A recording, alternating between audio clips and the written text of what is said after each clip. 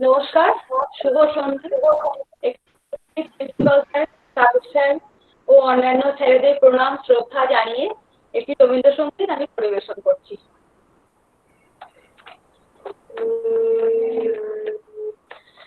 তুমি যে সুরে আগুন নামিয়ে দিলে মোর প্রাণে, এ আগুন ছড়িয়ে গেল, এ আগুন ছড়িয়ে গেল সবখানে সবখানে সবখানে। তুমি যে সুরে আগুন নামিয়ে দিলে মোর প্রাণে, এ আগুন ছড়িয়ে গেল, এ আগুন ছড়িয়ে গেল সবখানে সবখানে সবখানে। তুমি যে সুরে আগুন নামিয়ে দিলে মোর প্রাণে, যেমন সব মরা গাছের ডালে ডালে লাফিয়ে আগুনে, যেমন সব মরা গাছের ডালে ডালে লাফিয়ে আগুনে,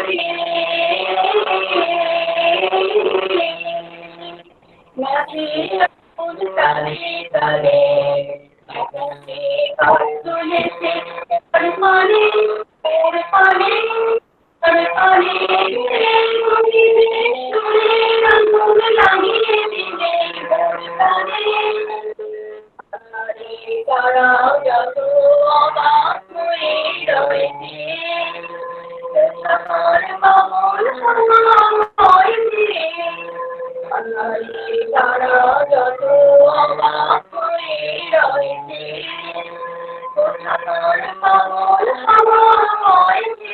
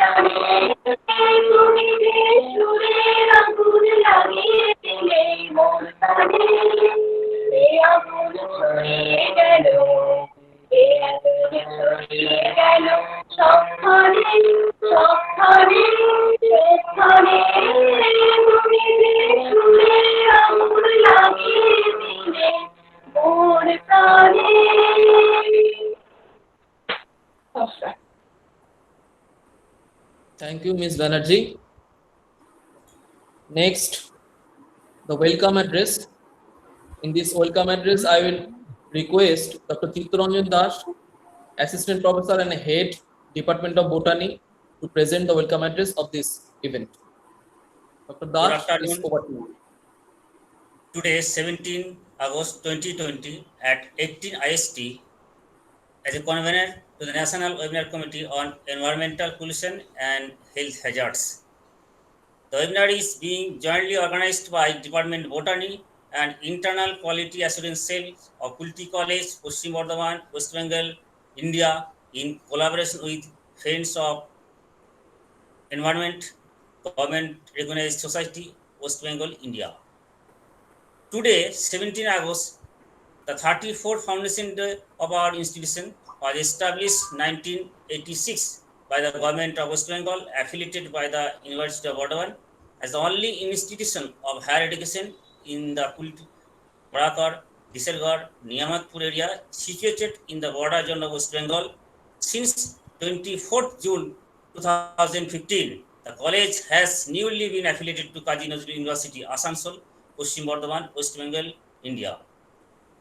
Before I going to start the webinar, now first welcome to the honored, is my privilege, welcome to the peer chairperson, Dr. Supriya Chakraborty, Principal, Kulti College, Paschim Bardhaman, West Bengal, India. I also heartiest welcome to invited speaker, Dr. Krishnendu Mukhopadhyay, Professor, Academic Coordinator, Department of Environmental Health Engineering, Faculty of Public Health, Sri Ramachandran Institute of Higher Education and Research, Deemed University, Porur, Chennai, India.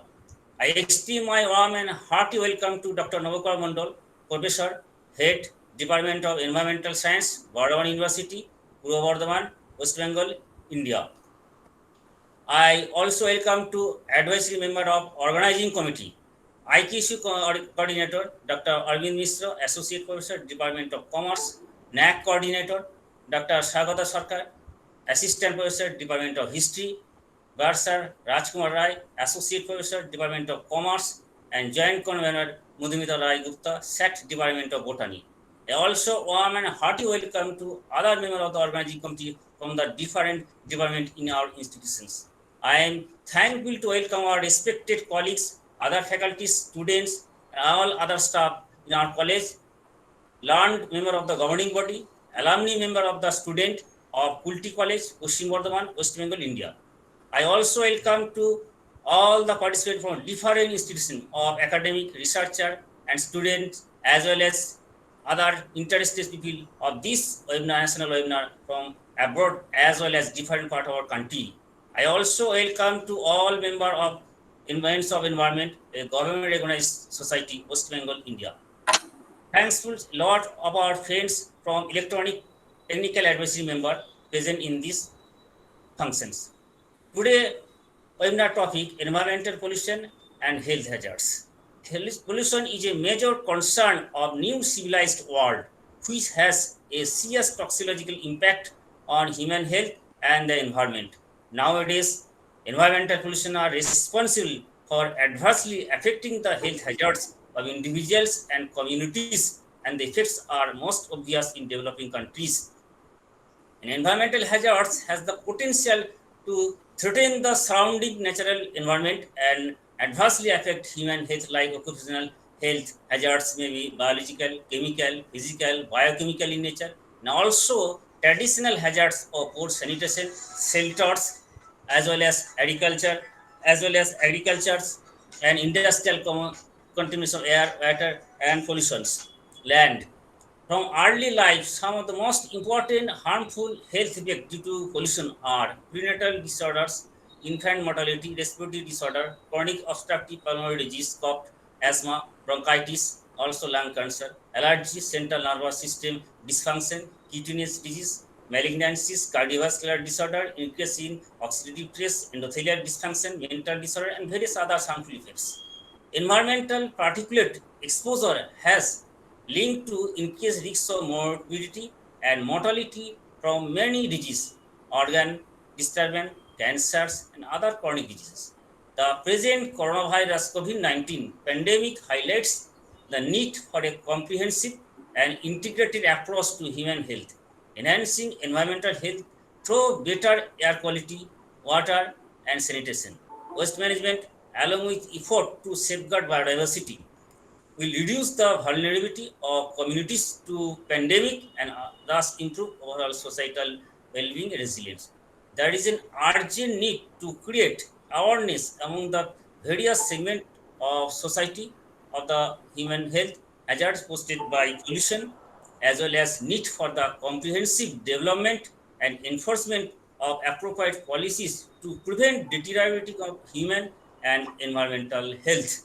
Let us the present webinar to discuss by the eminent speaker in different aspects of health hazards due to emerging environmental pollution, and intends to reach as many people as may be interested, including students, researchers, and teachers.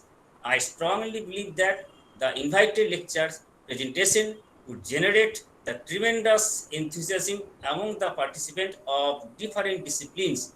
In organizing this webinar, I received sincere cooperations from every corner of my colleagues as well as friends of environment. I remain thankful to all of them. Thank you. Thank you, Dr. Dash, for the welcome address. Now, I will request the chairperson of this event, Dr. Supriyo Chakraborty, Honorable Principal of Kulti College, to present the keynote address. Sir, it's over to you. Thank you. Thank you, Chittaranjan, for arranging this webinar on the day of establishment of the Kulti College. And you have rightly pointed out the environmental hazards The environmental pollution has become a nightmare of all over the globe. All over the globe. I am, in very brief, narrating about this webinar. Pollution has become a serious threat to human civilization. Consensus regarding creation of pollution-free world is not a new concept. Numerous measures have been adopted to control global pollution. However, result is not yet mentioned over here. We know pollution is the introduction of contaminants into the natural environment that causes adverse changes. Environmental pollution is the degradation of environment owing to several factors, resulting threat to the human civilization, even extinction of human being. A recent research work concludes that if increasing global warming owing to environmental pollution results melting of just 2 inches of ice layer of both north and south poles, the entire world will be under seawater. Air pollution has always accompanied civilization. Pollution started from prehistoric times when man created the first fires. It was the Industrial Revolution that gave birth of environmental pollution as we know it today. The major forms of air pollutions are listed, can be named in various ways, but I am just mentioning one, that is air pollution. Air pollution is the resultant pollution of release of chemicals and particles in the atmosphere by industry, motor vehicles, household, animals, and means of telecommunications. Besides air pollution, there are light pollution, littering of objects, noise pollution, soil contamination, radioactive contaminations, thermal pollution, water pollution, and so on. Now, what are the health hazards associated thereto? The world gets hotter and more crowded. Our engines continues to pump out dirty emissions, and half the world has no access to clean fuels or technologies. The very air we breathe is growing dangerously polluted. 9 out of 10 people now breathe polluted air, which kills 7 million people every year. The health effects of air pollution are serious. I am just concentrating on air pollution because time is limited. It is not the stage to discuss about all sort of pollution in details because there are so eminent speakers. The health effects of air pollution are serious. 1/3 of deaths from stroke, lung cancer, and heart diseases are due to air pollution. This is having an equivalent effect to that of smoking tobacco and much higher than, say, the effect of eating too much salt. There are two main types of air pollution: ambient air pollution, that is outdoor pollution, and household or indoor air pollution. Refers to pollution generated by household combustion of fuels using open fires or basic stoves in poorly ventilated spaces. Both indoor and outdoor air pollution can contribute to each other as air moves from inside building to the outside and vice versa. Household air pollution kills 4 million people a year and tends to affect countries over the globe, where polluting fuels and technologies are used every day, particularly at home for cooking, heating, and lighting. Women and children who tend to spend more time indoors are affected the most. Air pollution has a dangerous effect on children. Worldwide, up to 14% of children aged 5 to 18 years have asthma relating to factors including air pollution. Every year, almost 5,43,000 children younger than 5 years die due to respiratory diseases linked to air pollution. Air pollution is also linked to childhood cancers. Pregnant women are exposed to air pollution. It can affect fetal brain growth. Air pollution is also linked to cognitive impairment in both children and adults. We know in 1972, Environmental Conference was organized at Stockholm. Almost all countries over the globe participated in this conference, and thereafter it has become a annual affair. It runs and running. The conference is taking place. So many policies are adopted.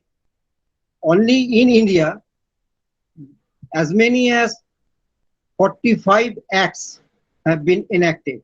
Some of them are Water Prevention and Control of Pollution Act 1974 and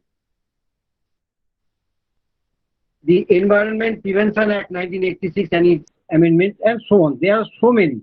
National Environmental Appellate Authority Act of 1997 and so many acts have been adopted. But above mentioned list of conference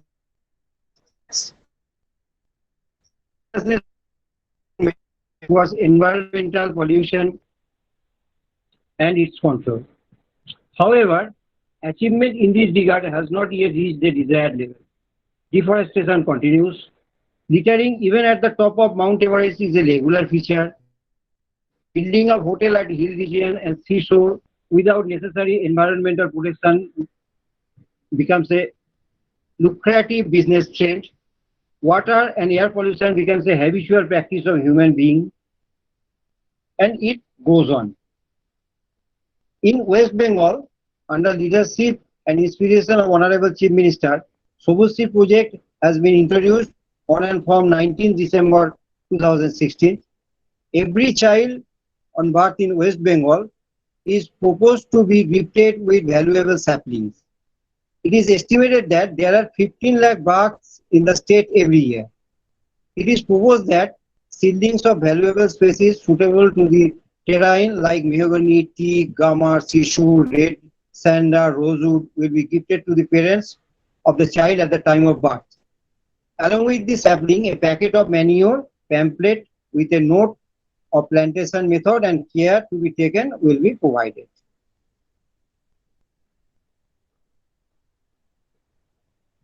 Increase the green cover of the state. The objective of the project was increase the green cover of the state through plantation of more than 15 lakh seedlings per year. To develop emotional and personal bonding between the child and the plant, it goes along with the child. To generate social awareness and concern for environment, to create asset for the child for maintaining future needs. Going to these adverse effects, but what actually happens? Going to these adverse effects, as I have mentioned earlier, resulting from pollution, the world is losing immunity day by day. The lack of immunity is the actual threat of human civilization in this pandemic. If the measures adopted from time to time by different nations, unitedly or by self, were adhered to, the things may not be worse as it now. So we have to be careful about the environment for our own sake. That's all. That's all from my part. Thank you, sir. Thank you for your nice demonstration. Now the inaugural session is over. We will directly go to the technical session. So our first invited speaker is Dr. Krishnendu Mukhopadhyay. So I request Dr. Chittaranjan Das, Assistant Professor and Head Department of Botany, to give the formal introduction of the first speaker. Dr. Das, it's over to you. Yes.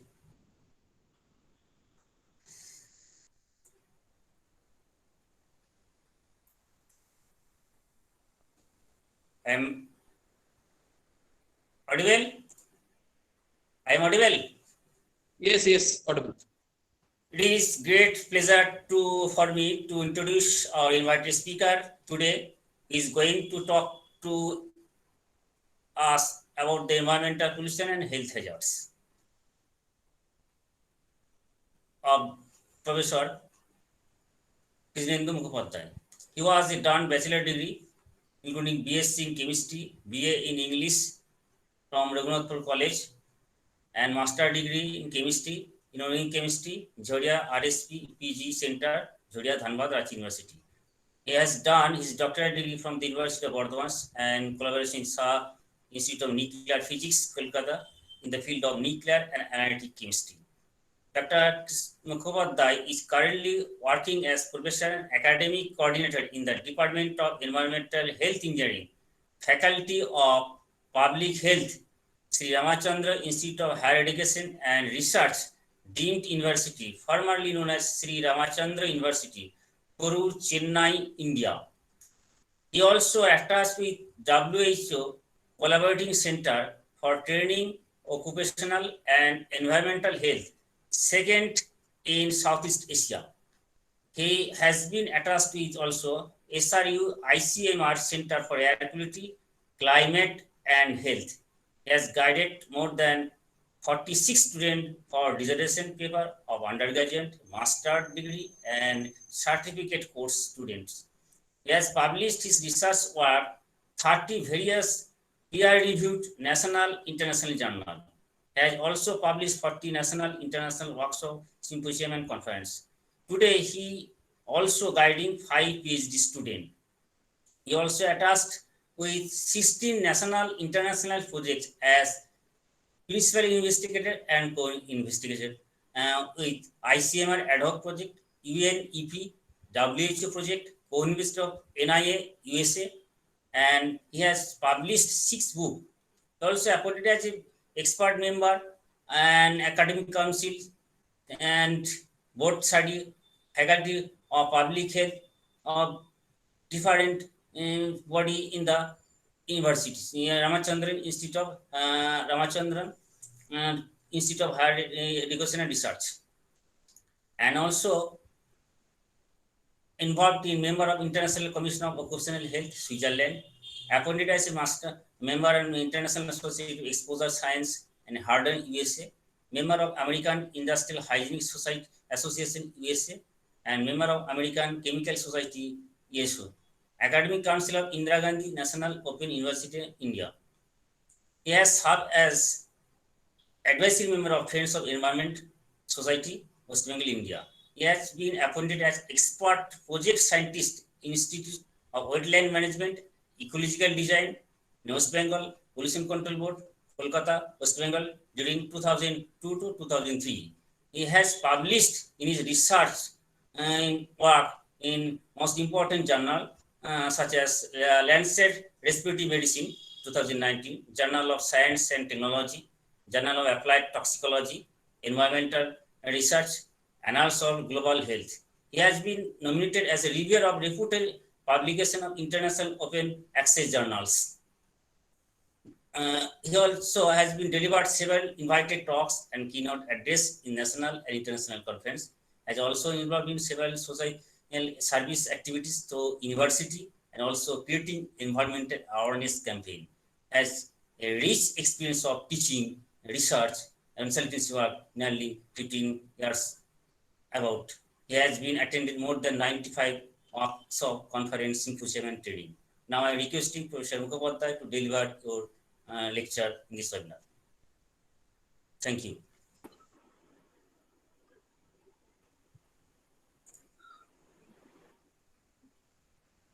Thank you very much, Dr. Das. Am I audible to all of you? Yes, Am sir. I audible? Yes. Yeah. Okay.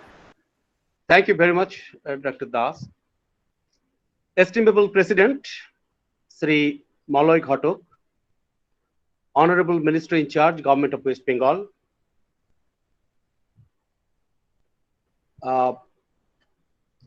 Honorable Chairman, Dr.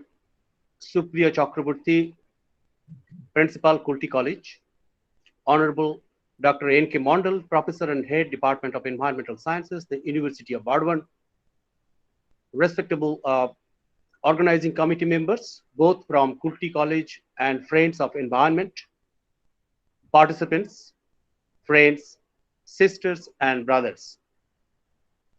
A very good evening to all of you.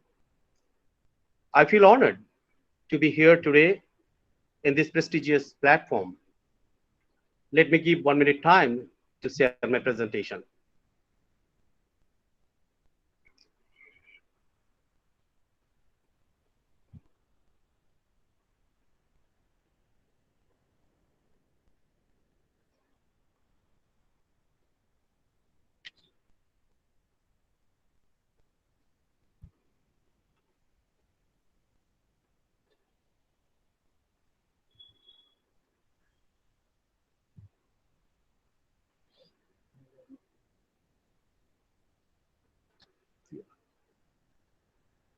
No problem.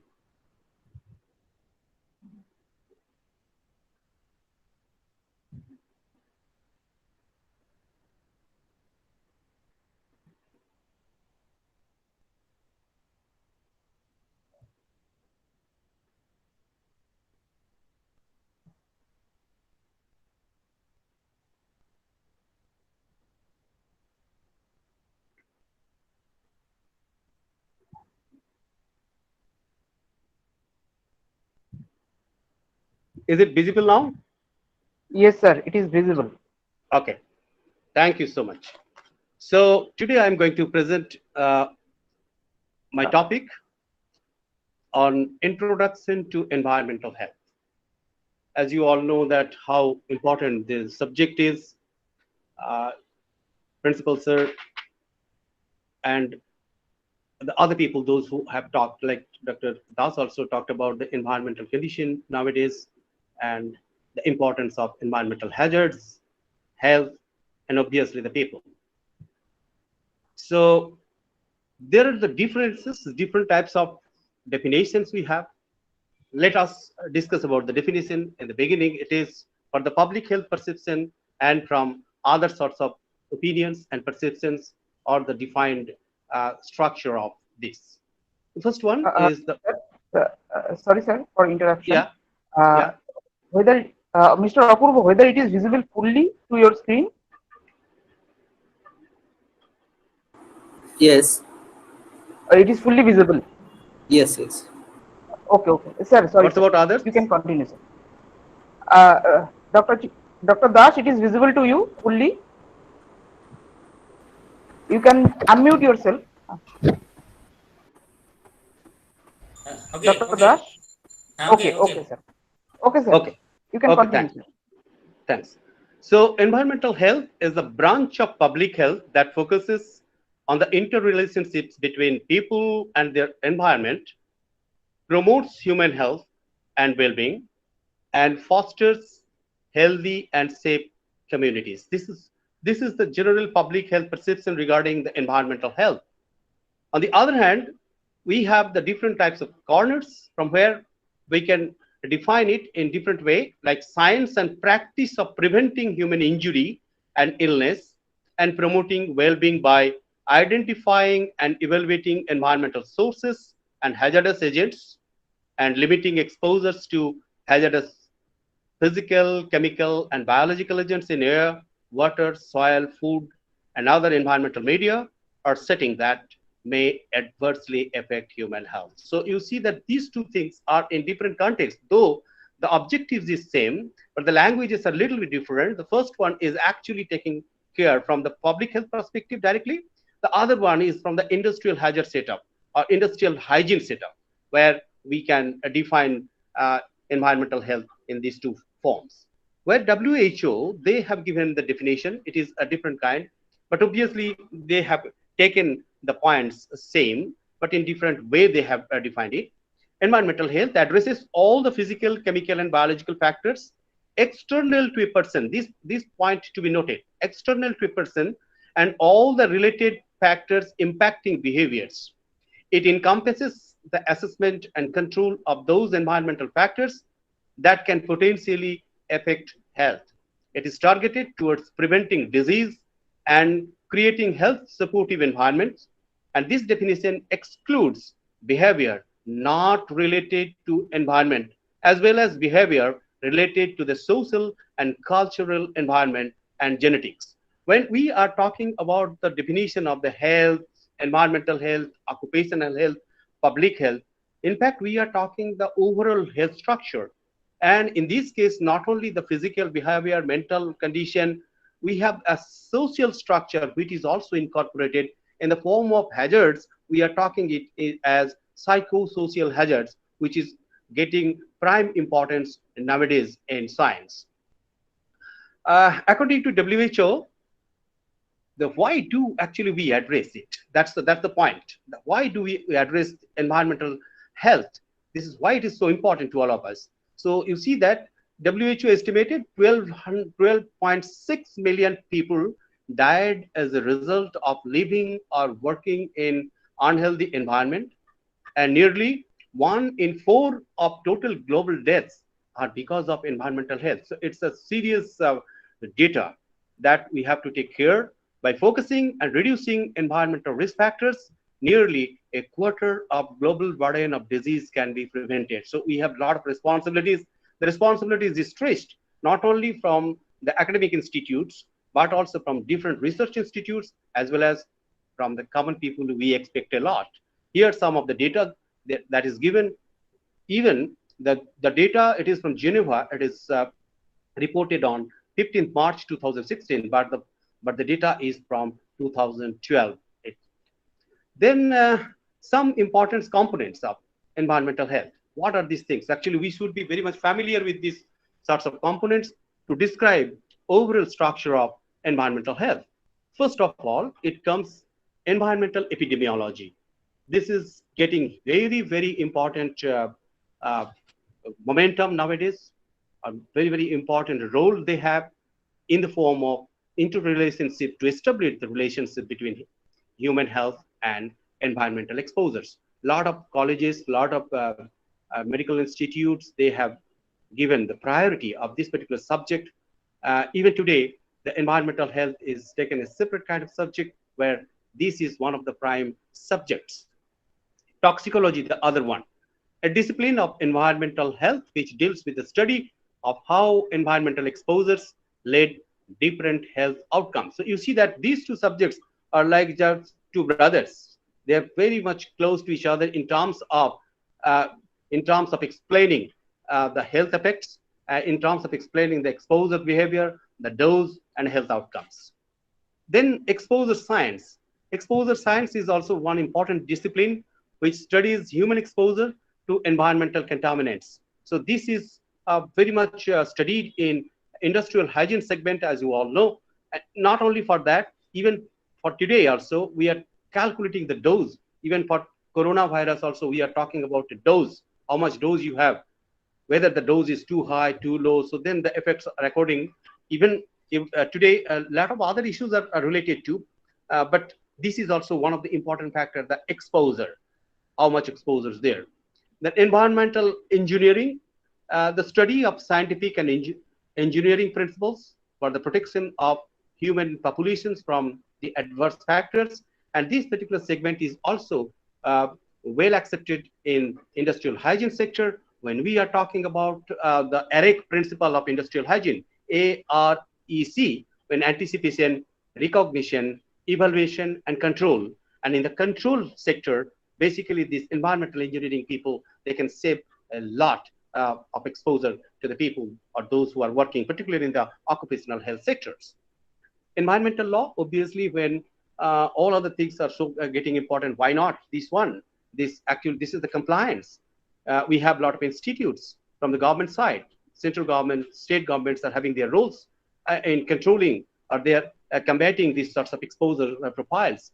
And in this case, the law, which includes the status, network of treaties, customary, and common laws and regulations regarding the effects of human activity on the natural environment. So each of these components give in different pieces of information to describe various problems in environmental health and then give out their solution too. So this is very important solution. A lot of people can give their data on various aspects, but what's about the solution when the problem arises? These are some of the risk factors, environmental risk factors. Obviously, all are known to all of you, I know, but only just for the sake of the sequence of the presentation, I have kept this one. Here, the first one is the sedentary lifestyle. So this is very important and this is a susceptible criteria when we are talking about the exposure science and the health outcomes. The diet, selective diets are to be there, where the nutrition status is also there, malnutrition, the fibers, even we are talking about the dietary fibers, the limit of the fibers is also getting prime importance. The alcohol, then the smokes, and then viral infections like mumps, rubella, and cocci before it is a type of like corona, and then chemical agents, allergen, and then alcohol, then stress, and other social classes. These are all the parts of the environment risk factors. When we talk about the risk factors, then WHO in its previous kind of the structure, they actually mentioned this one is the DIPSI principle, later I will just discuss about these things, but these 7 core concepts will give you all. These 7 core concepts that will give you the toxicity level, because the load is important, the dose is important, how much toxic load is there for a particular victim, that has to be taken care of. Then exposure, and in this case also the exposure route are very important. Nowadays people are talking about the 3 distinct routes. One particular route, as you all know, that's the inhalation route. So in this, through this exposure route, we are talking about the load of the air pollution. Maybe it is the ambient air, maybe it is an indoor air, maybe it is an outdoor air. So in all these kind of vicinities, we are taking care of the exposure profile. And exposure profile, not only we are talking only for the air, but also in soil, in water, everywhere. So exposure profile are having different types of equations.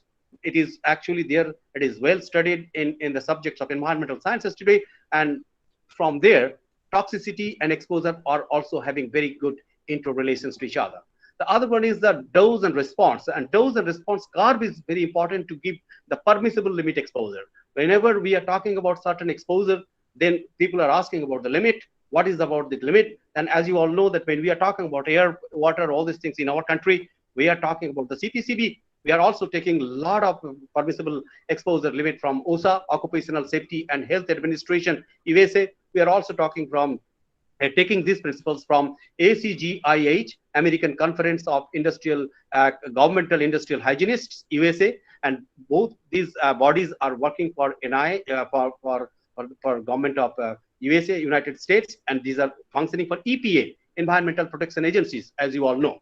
Now, when these 3 things are known, you know the toxicity, you know the exposure profile, you know the exposure routes, you know the dose and response.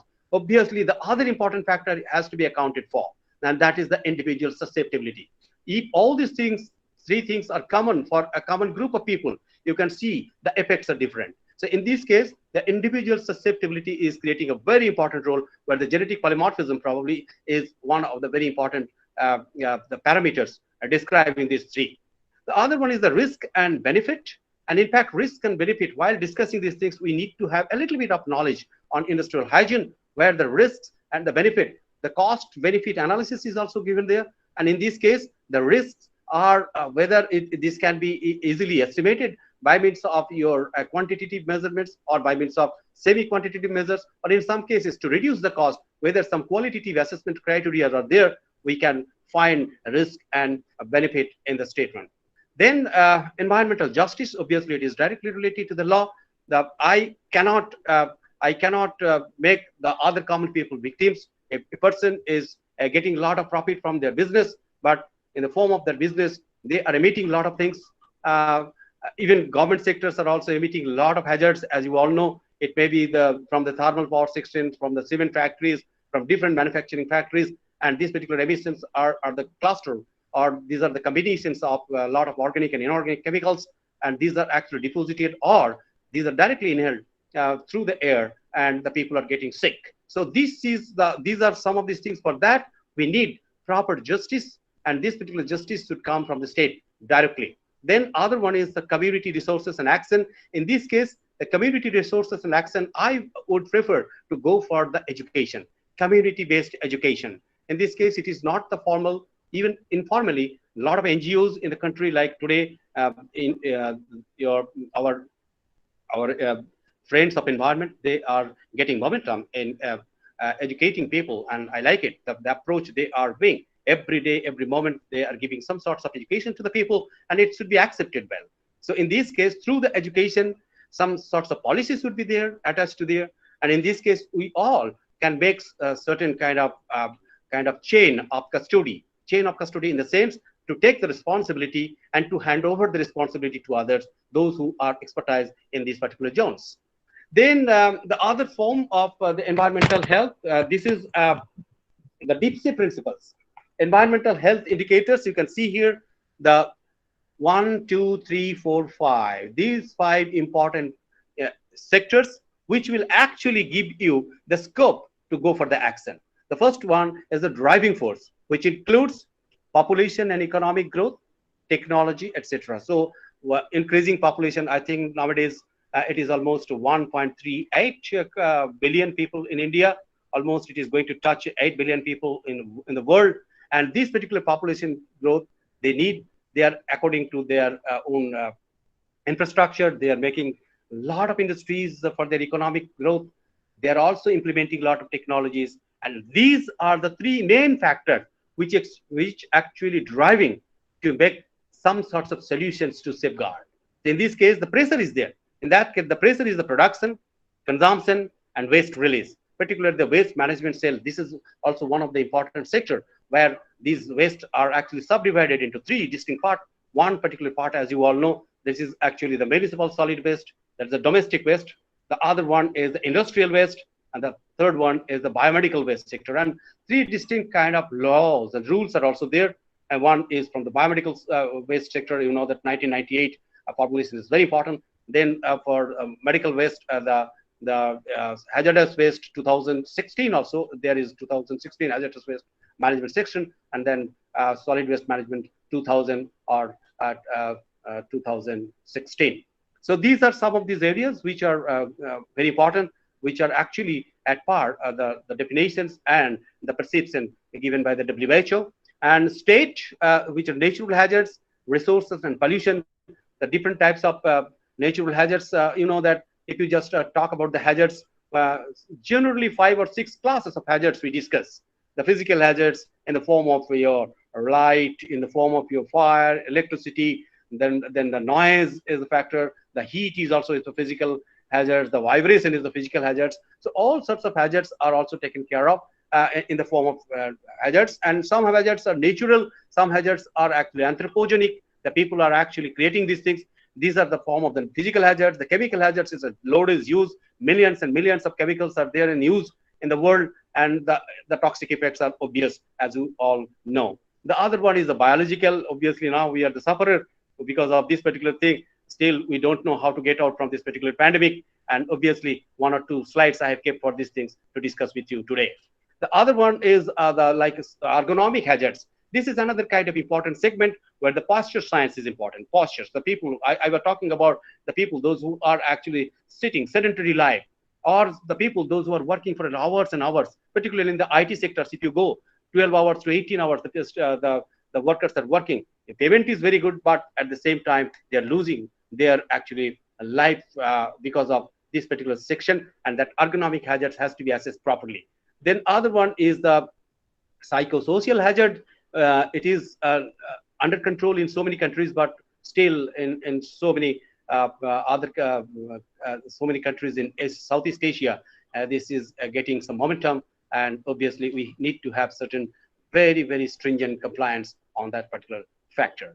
The other one, we are talking about the exposure. We discussed about the exposure when external exposure, absorbed dose, all these things are taking very, very important criteria to calculate the particular dose, and at least to say that where you are safe, where you are not, beyond and below. These are the some 2 classes are there, classes in terms of the dose. Even though today we have a lot of differences of particular doses from the developed world or from our own country, but in most of the cases we have seen that we have taken just cut and paste, like OSHA, Occupational Safety and Health Administration, USA, EPA. We have taken almost all the classifications, restrictions, limitations, and in some cases of the quality control in terms of the exposure and its effect, and we have pasted into the Indian Factories Act 1950. So these are some of the areas, and the effect is either morbidity or mortality or whether well-being. So these kind of forces, driving forces, starting from it to the effect, we have certain accents. It may be economic accents, social accents, claim technologies, risk management and communication. This is very, very important area, risk communication and risk management area, particularly in the HFOE and HFOE principles, that hazardous operation procedure or HAZID, HAZID, HAZID. These are taken care of in industrial hygiene. Then environmental pollution and monitoring and control. I think Dr. Mandal will be talking much on these things, but these are some of these area. 2 things I can discuss now. The quality, we are talking about the quality control and quality assurance or all sorts of things. Properly trained people, you need to be certified fast. when you are going to estimate certain things somewhere in the form of the government record, like you are monitoring something, you need to be trained properly. And the other one is you need to have properly certified instrumentations. So these two things are the fallacies in so many records we have seen, and the data will only be given properly if you can maintain these two classifications, the certification of the people and the certification of the instruments. Otherwise, like the pathology, if a pathological report comes wrong, then what a doctor will do? So like that, this is very important part. Probably Dr. Mandal will discuss on that. Then education and awareness and treatment on rehabilitation programs. These are already there in the scope. Then like physical environment, when we talk about these things, these are some of the environmental health concerns. And the physical environment is actually including everything from air, water, soil, housing, radiation, climate, noise, and waste. You see that from beginning to the waste, from cooking down to scavenging, everything is here. When we are talking about the air pollution, we are very much talking about the respiratory tract infections, cancer, all these things as the health outcomes. When we are talking about the waterborne diseases are the concern. When we talk about the soil, it's a kind of lead poisoning, even though the unleaded petrol we are using, but still the lead is there very much in the particular of China is Chinese toys. And I think all people have started reducing the use of the Chinese toys nowadays, but still it is there, whatever it is already used and it is deposited. Mercury poisoning is also one of the important area. The leukemia, skin problems, all these things are the form of the health outcomes. Then housing in these categories, respiratory infections, skin infections, accidents, all these things are taken care of, but nobody is talking about the domestic housing and ventilation. So now the ventilation is also one of the important area where we should actually give some special emphasis on the ventilation. A lot of government housing schemes are there where the people are just investing a lot of money, but at the same time we have to invest the time and approach of how the people are getting proper ventilation or not. If one person is just like, for an example, I'm cooking somewhere in the kitchen, my mother is cooking in the kitchen, and if the face of the individual is just 90 degrees to the flow of the cross ventilation air, it should be 90 degrees. Then almost 50% of reduction you can expect in the form of exposure. So this is one of the segment. Radiation, obviously, it's an overall non-ionizing radiation and ionizing radiation. It's a big spectrum. But particularly for the ionizing spectrum, we have the 5 segments, as you all know: alpha particle, beta particle, gamma ray. Then you have the X-ray and the neutron. So these are the 5 sectors. We have the spatial emphasis because the penetration is high, the impact is very high because energy and frequency is too high. On the other hand, the non-ionizing, even it is non-ionizing, the ultraviolet ray, which is just close to the first sector of section of the ultraviolet of the X-ray, it is very close. Ultraviolet A, B, and C, these 3 segments. Then the microwave, then other sorts of things are there. The total, as a total, we know that it is almost 370 millirem. This is the exposure we are getting annually. Out of 370 millirem, almost 300 millirem is coming from the natural sources, and only 70 millirem we are creating by ourselves. Even though the people are talking about a lot of things, they are talking about the nuclear reactor, then in the medical segment where the people are using in genomic studies, in nuclear medicine sectors, but even though it is very low, in fact, in nuclear reactor, it is just not more than 0.2 or 0.3 millirem out of 370. So we have to understand where actually the radiations are much. Even nowadays, people are using too much the mobile phone. This is also one of the segment of discussion. I think that should be a separate kind of discussion where our students, particularly the next, the upcoming generations, will be benefited. Then the climate change, this is the common issue from the school nowadays. The people know that it is greenhouse gas, and ultimately these gases are increasing, and one day a lot of smelts will be occurring in the glaciers, and the height of the sea, of the ocean, will be more. It will be more and more. A lot of people will lose their habitat. So this important segment is also important. How to control it? The control of those sorts of culprits.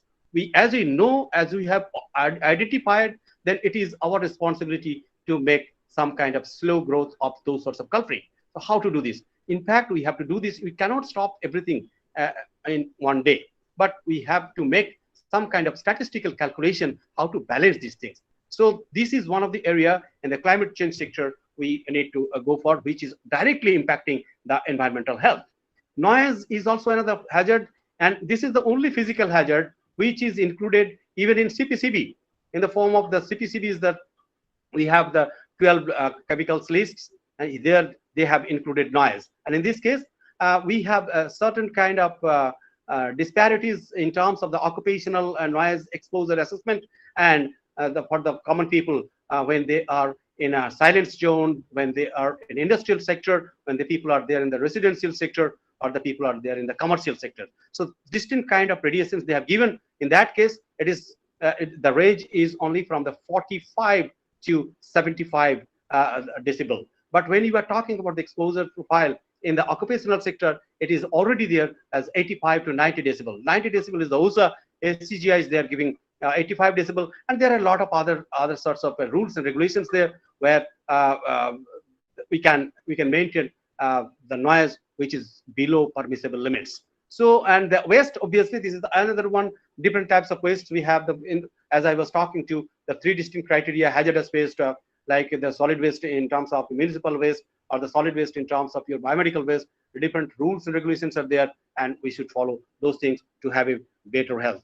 The biological environment, I think these are the areas: the virus, the anthropods, the plants, and then the animals. All these things, these are very straightforward. What are the different types of health outcomes? It is already given here. Some genotics. That particular thing is important to know, that the plague, the yellow fever, rabies, and nowadays everything is dissolved in the coronavirus. As you all know that from where it is, and what is the exact mechanism. What's about the depth of momentum and depth of the mutations?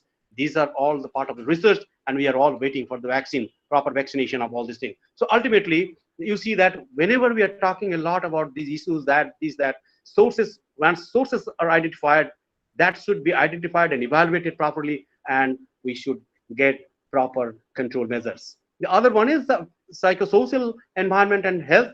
In this case, the psychosocial hazards, according to the WHO, they have told clearly in the definition of environmental health that obviously this psychosocial segment should not be directly attached to the people's individual matter. It should be related to the environment. So obviously, the poverty, hunger, gender inequality, corruption, alcoholism, all these things are the problem of the society, which can be easily included in this particular section. The other one is the health effects, the depression. This is getting huge momentum nowadays, particularly for the this generation and upcoming generations. The depressions that has to be reduced down drastically. So this can be taken as a separate kind of segment in psychosocial environment and health, where the environmental health is discussed much in the world. This is another segment where the burden of disease. So innumerable numbers of diseases are there, and we are actually in the sea of different diseases. And in this Hello, case, sir. yes. Sir, kindly re-share your screen. What happened? Unfortunately, sir, it has stopped due to someone started his screen sharing, so that it is stopped. Can you please again share this screen? So I have to close it down, and again we have to start like that. You are talking? No, sir. You can now only you can just go to present now, and again just give me just 2 minutes time. Okay, 1 minute. Okay, sir. Okay.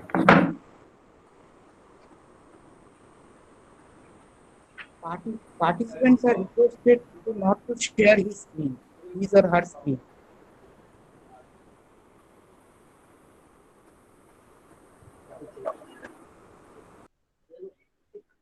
Some problem is there, I think. This list বন্ধ কর করে আবার share কর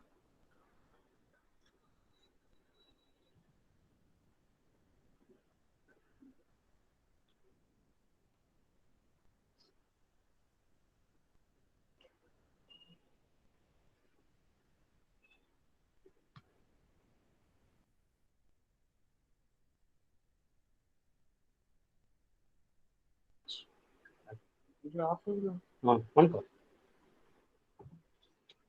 No problem.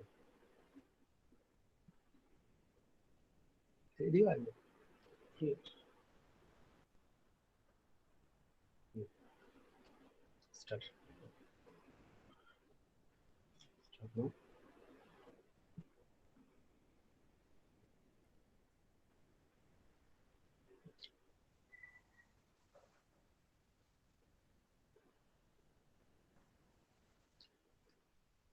Is it okay now? Yes, sir. Is it It is visible? visible. Okay. Okay. Okay. So the previous one, it was there, or you didn't see the previous slide? No, sir. You didn't see the previous slide. So I No, have to sir. start from the previous one, or we'll start from here itself. You can start from here, sir. Okay. Okay. So now you see that we are talking about the burden of disease by cause world 2017, and you see that the disease burden from cardiovascular disease to the natural disasters. So you can see, you can count the number in terms of millions, the 365.87 millions from the cardiovascular diseases. And if you just go down from one to these, if you see just the global burden of disease report 2019, you can see out of 1 to 10, almost a majority of the diseases are because of the indoor air pollution. That's why the indoor air pollution is also one of the very, very important segment today. Indoor air pollution in terms of the air, in terms of different types of the aerosols research, it is getting momentum. And nowadays, it is also one kind of research whether this pandemic, particularly coronavirus, for that also, what is the actual strategy?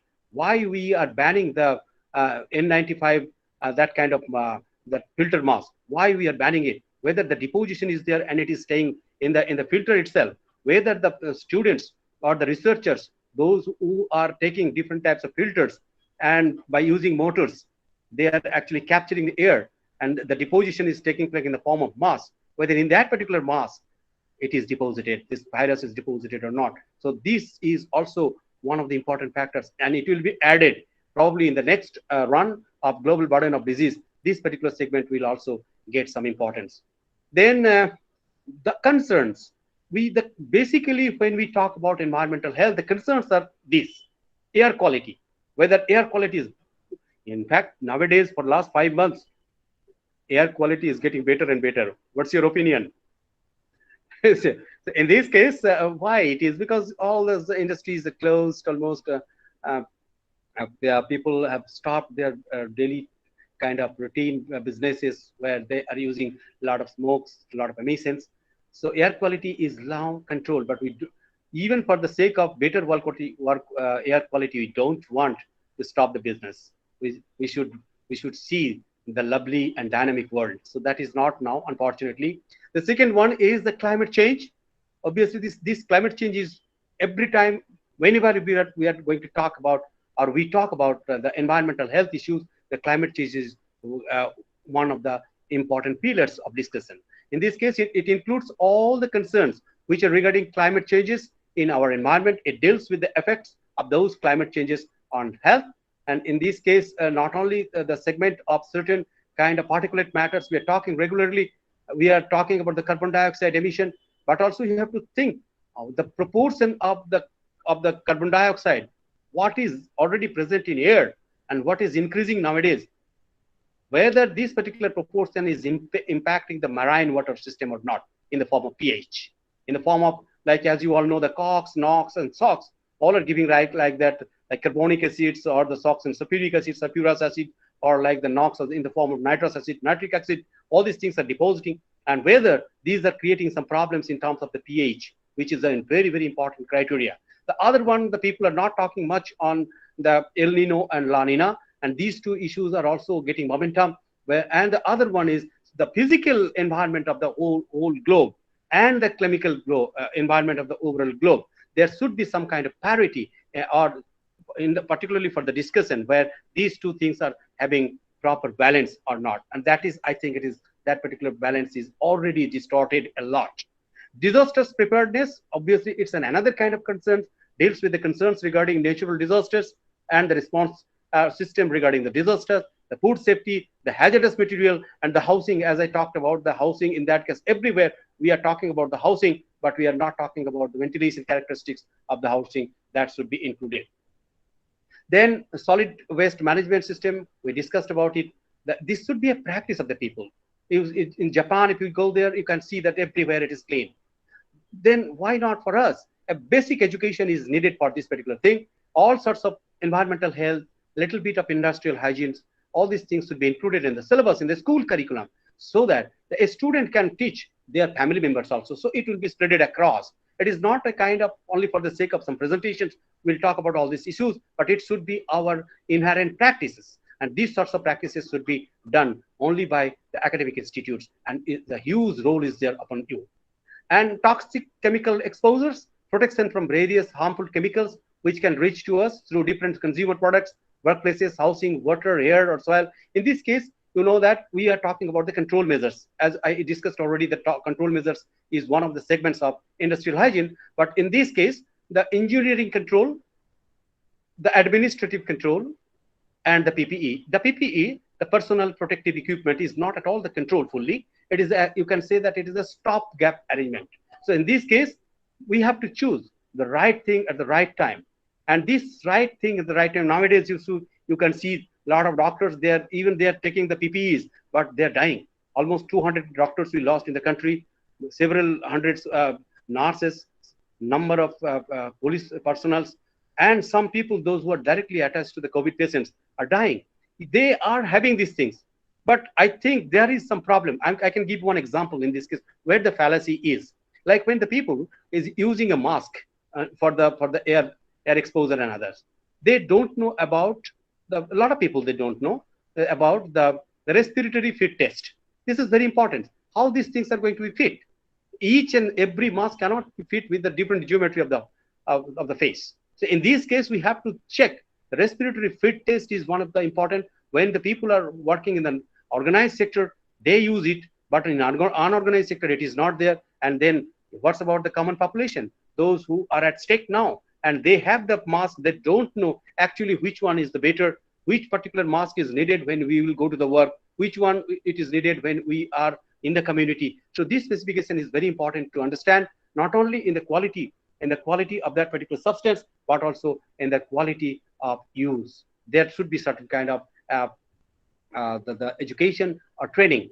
I know that in this case, media, they're playing an important role, but I know that in the same kind, you can see most of the negative things are coming out from the media. The positive things should come out now. And in this case, positive things means these are the positive product. This is the vaccine. This is in this particular trial. They have got this momentum. And no should not be.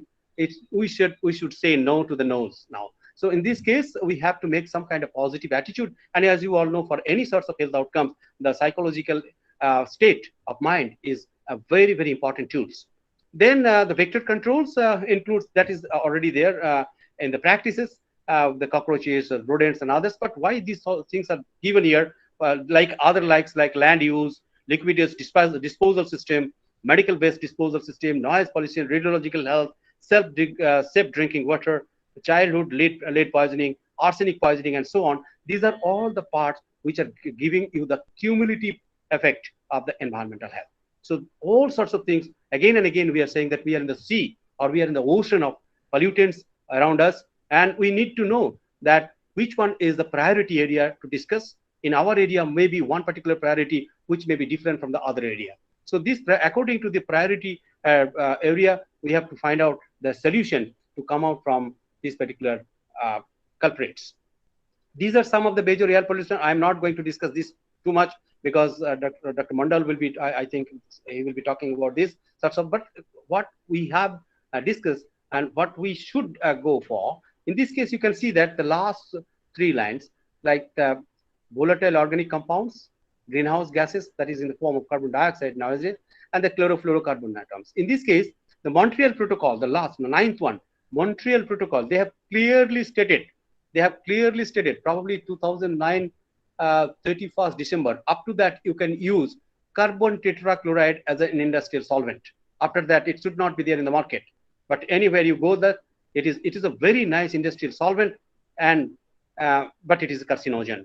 So the practice of the human being is very important. I can give you one example. While working in Montreal Protocol, we used to roam around the country in 2008, 9, or 10, like that. So in one particular state, we visited one organized sector where I saw one person was washing his hands with carbon tetrachloride. Even we interrupted the matter, we interrogated the system, we talked about these issues, we had wide discussion with different manager and managerial boards in that particular state.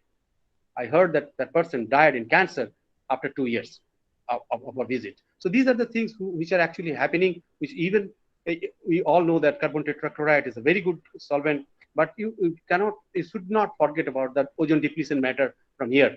One particular atom, as you all know, I should not tell much on that, but somehow, as the occurrence is coming here, so actually the one particular atom of chlorine can destroy more than 1 lakh of ozone molecules. So you see that obviously if you just see the Dobson unit and the length, the breadth of the ozone layer, it is depleted. But fortunately, just months back, I got one article. They said that some repairing thing happened in the sky where the bed, that particular distorted bed, is getting filled. So that's a good news, but a detail as to yet to come. Then other ones here, the deaths from air pollution sectors separately, as we are actually basically working on the air pollution sectors, particularly indoor environment. So we are very much interested to discuss about all these things. But here, as we are talking about the environmental health, the other sectors are also included. In this case, the age standardized death for 1 lakh people attributable to air pollution in 2016, it is given the Afghanistan is on the top. Third is our country. So we have to think this one, why it is happening. Even a lot of educational institutes, they are talking about air pollution nowadays. A lot of control measures are there. A lot of roadmaps being taken care of by the government sectors. But still, the momentum or the speed of this, the growth of these sorts of things are not reducing much. Then when we talk about this pollution, the quality index is important there. Air quality index, water quality index, ventilation indices, all sorts of things are very important nowadays to measure. The quality indexes actually, as you know that here, some examples we have given, but for quality indexes, at least we need to find out hourly, 8 hourly monitoring system, or 24 hours. Then only you can easily calculate the annual problem or annual indices. So in this case, 1 hour, probably per person who is working in the kitchen for 1 hour, huge emission that may take place from a kerosene stove or maybe from the some biomass fuel, all these things. This is one of the sector where it will be filled in 1 hour or 2 hours. Your filter may be saturated. On the other hand, when we are talking about the TWA segment, time weighted average, or TLV, threshold limit values, when it is the exposure is concerned, then in that case, we have to find out the 8 hours exposure profile. In that case, in some instances, we have seen one particular instrument will give you the instantaneous result in the real time real-time monitor, or in some cases, we have got some other kind of monitoring system which will give you the continuous assessment. In this case, we need to have the quality product from the quality instrument and quality persons, those who are doing this thing. So if those things are there, then only it will be very easy to calculate for the air quality index for each and every segment. At least 90 points measurements are suggested to go for the air quality index measurement side. Here you can see some of the numerical values where it is given according to the calculation. If you are having 0 to 50, this is the calculation which will give you that within the 90-point segment, that will give you a good safe, that you are safe from that particular exposure, which is actually harmful to the people. But if it is too much, like 300 to 500, the rate is coming, it is perfectly hazardous. So in between moderate, unhealthy, sensitive groups, unhealthy groups, all sorts of things are given according to the different color segments of air quality. Once this air quality, we are talking always when we are talking about the air quality, maybe it is the Kyoto Protocol you are talking about, whenever maybe it is a Montreal Protocol you are talking about, maybe it is the Stockholm Convention you are talking about. Everywhere we are always talking about the climate change, whether your particular sector is impacting anything on the climate itself. So it's a big spectrum, and in this case, both a development issue and the environmental issues are the concerns to discuss about. The developing countries are more vulnerable to climate change than rich countries. Obviously, it is the thing because we don't have much money to spend with, and the education is also one of the important areas, and the total number of people with the population density The vehicular density is also another thing. So all these things are actually concerned, and we are getting more and more pollutants. We are generating more and more pollutants, so impacting the people's health more and more. Sir, Ah, sir, please. Again, Hello. please share the screen. Huh? Can you again share the screen, sir? Again, what is happening? What is happening? So, did you get the previous one? The air quality, from where you have stopped it? Sir, just last of that slide of the air quality. It's the, Huh? Air quality index. This one? yes. You cannot see now. No, no, sir. We can't see. No. Oh my God. Again, just give me 2 minutes. Okay.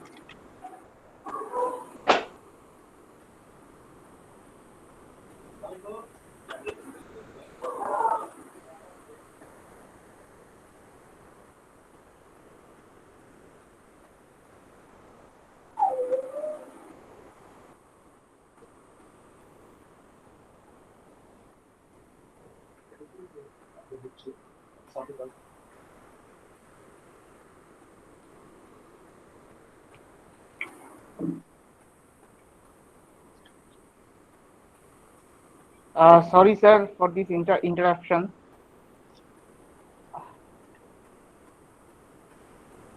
Sorry, sir, for this interruption. No problem. No problem. No problem. Actually, few participants sharing their screen so that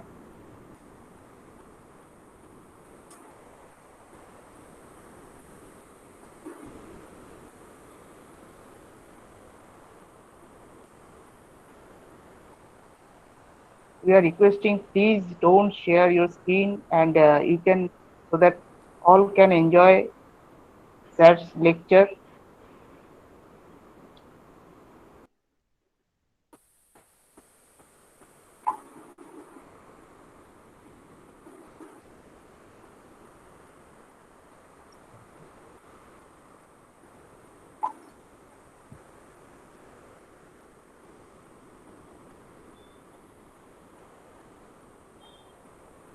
Is it visible now?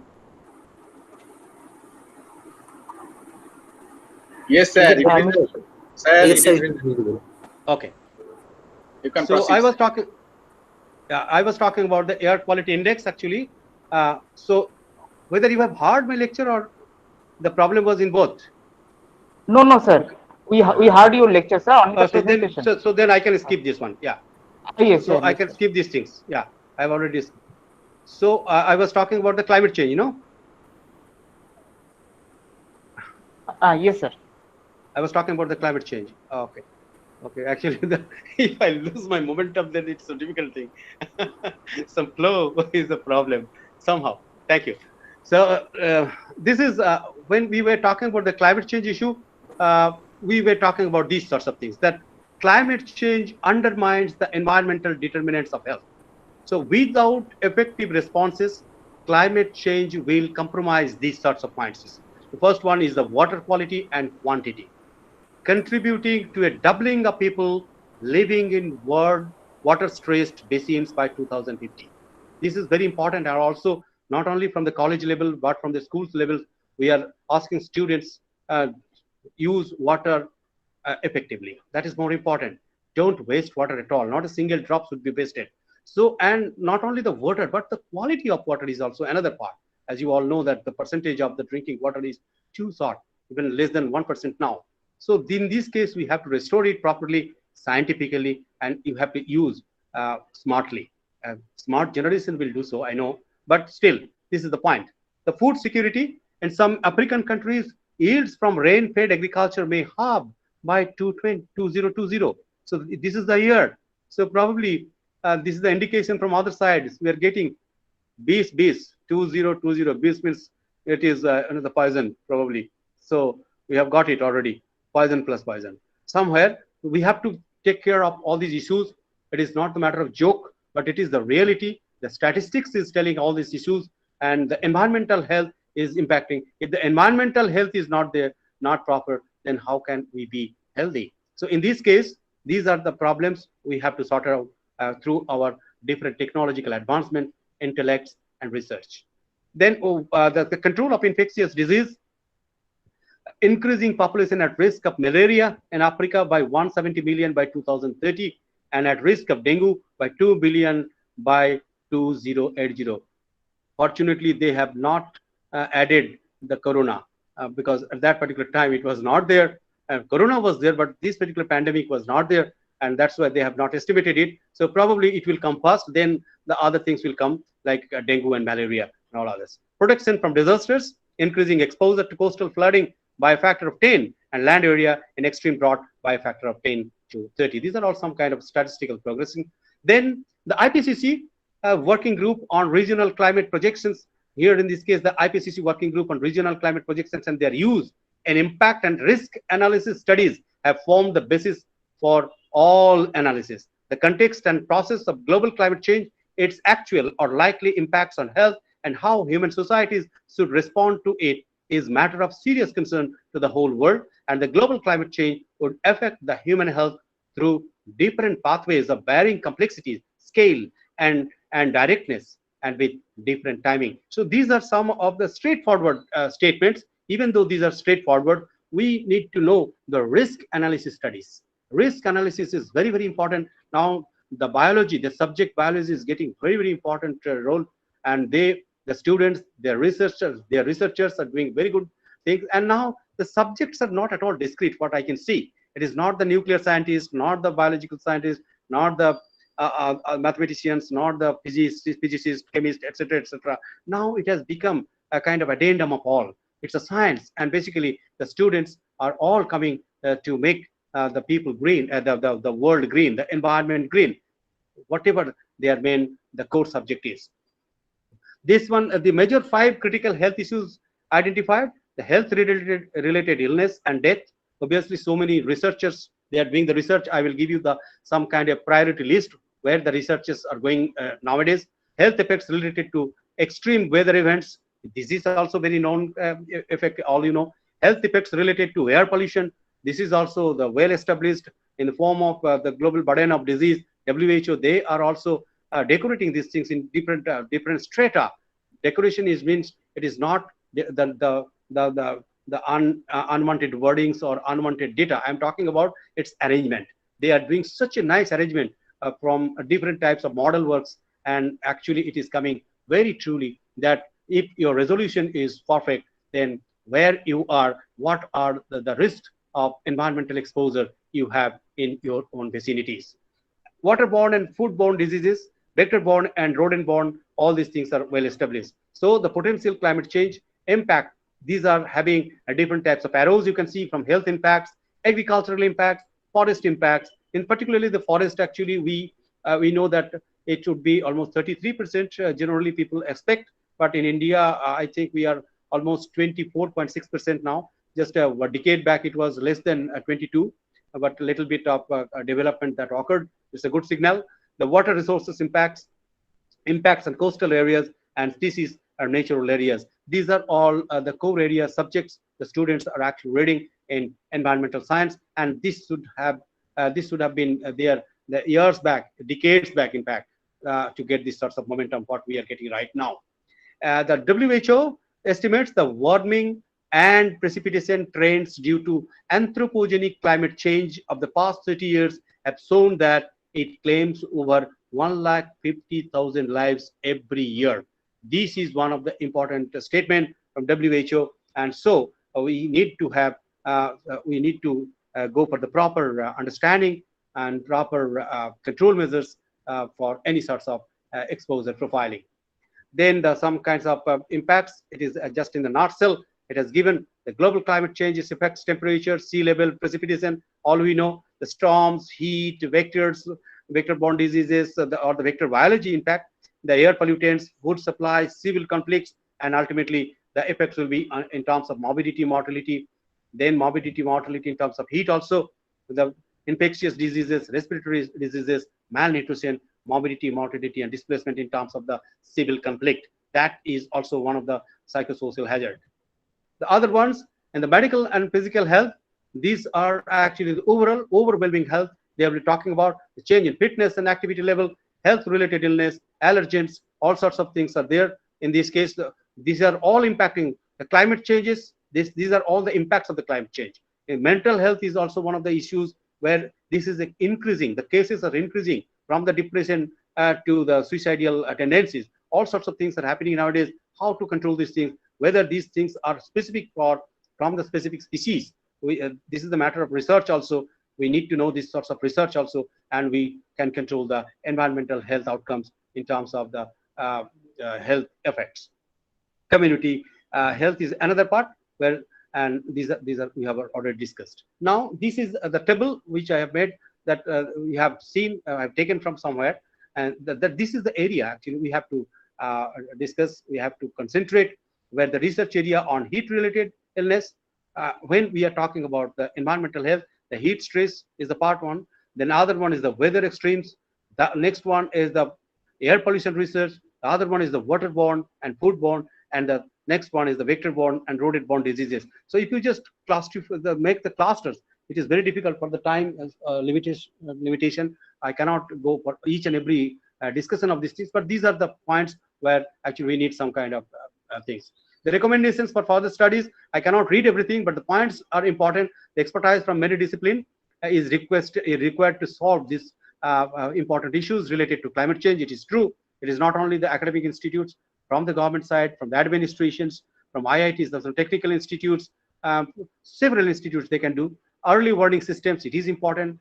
In fact, it is very much developed nowadays. Then risk mapping, this is also one of the important segment. I think IIT's Delhi is working very nice, and I know that from West Bengal Pollution Control Board and IIT, they have made one MOU through Sagnik Day. I know him. So through that, they are doing this one. It's a very good step from the government side. More sustainable development research activities, regional assessment of health impacts through modeling, then more studies of health, regional climate change, climate sensitive health risks, and then climate sensitive disease reporting systems also is one of the important area. Then continuous research on land use and land cover changes. How to promote awareness group to stop some human activities. This is one of the challenging area in some states. This makes a lot of politics also. So we have to be careful on these things. This is a very sensitive zone, but carefully we have to make it through some education, through different types of, through different NGOs, those who are at the grassroots level of the community. Research on malnutrition issues, it is already there, and studies on long-term human survival and health effects is a concern of the whole research. Now I want to name that this one particular segment of SAPAR, it is actually the system of air quality and weather focusing and research known as SAPAR. For greater metropolitan cities, it is actually under the national certification ISO 9001 2008 accredited, the system of air quality and weather focusing and research, Government of India. And this is getting very nice momentum. They have placed so many instruments in different cities of the country. In fact, we have also one in Chennai, and I think Dr. Beg, he is taking care of from the Pune Institute of Meteorology. So they are taking care of the Indian Institute of Tropical Meteorology, Pune. They are taking care of all sorts of happenings. Then early signals they will give it. Then global burden of disease due to water pollution is another segment. I'm not getting into details of these things for the time constraints, but yeah, according to 2015 data, 663 million people still rely on unimproved water resources. It is the same for all of us. 68% of the world's population had access to improved sanitation facilities. 946 million people practiced open defecation still today. Then some of the programs run by government to prevent water pollution. Whenever we are talking about water pollution, environmental linkages, or the water pollution, air pollution, all sorts of soil pollution, all are actually linked to the environmental health, what we are talking today. It is another kind of mission, National Mission for Clean Ganga, then Swachh Bharat Abhiyan, the National Environment of Engineering and Research Institute. They are also doing well, particularly nowadays they have got another kind of, apart from the Ganga Action Plan, they have got the Mercury segment, which was the segment where I worked as a national coordinator from 2016 from WHO, and the Energy and Resources Institute, TERI, we have already got one Nobel Prize in form of Pachauri Sahab. We lost him this year, and Central Pollution Control Board, they have the definite role to make environment green. The other recent trends, we are talking about the genomics. Now the biological students, they are rich in this, they know the details of these things. genomic studies, how important this is linked, which is directly linked to the environmental health. Then the broader definition of the environmental health has opened the field to more partnership and more attention to real world problem. Then we have the social environment, that's a triad, natural environment and the built environment, where the natural environment, the complex of the biotic and abiotic factors that acts on an organism, on a community, in the absence of significant human intervention. The built environment is a term which refers to aspect of our surrounding. In this particular segment, the built environment, probably we have to take care of special emphasis. We have to give the special emphasis to the ventilation, what I discussed already. And the social environment is also the part, it's a social part. A lot of NGOs are taking care of all these things. Government, NGO, the private part, the PPP model that can work very nice even in this particular segment to make the environment green. So new challenges are coming in the form of population explosion. It is true, rapid urbanization, natural resources, waste disposal, ocean acidification, e-waste, and electromagnetic radiation, then plastic waste, then sand mining, deforestation, and loss of biodiversity. These are some of these areas. I have taken some of the slides from global warming, that these are the effects which are actually global surface temperature is increasing, the heat waves, the drought, the hurricane, the water vapors, are all these things are happening. So we can see that vital capacities are decreasing of the world, and it is burning, like that kind of signal is there.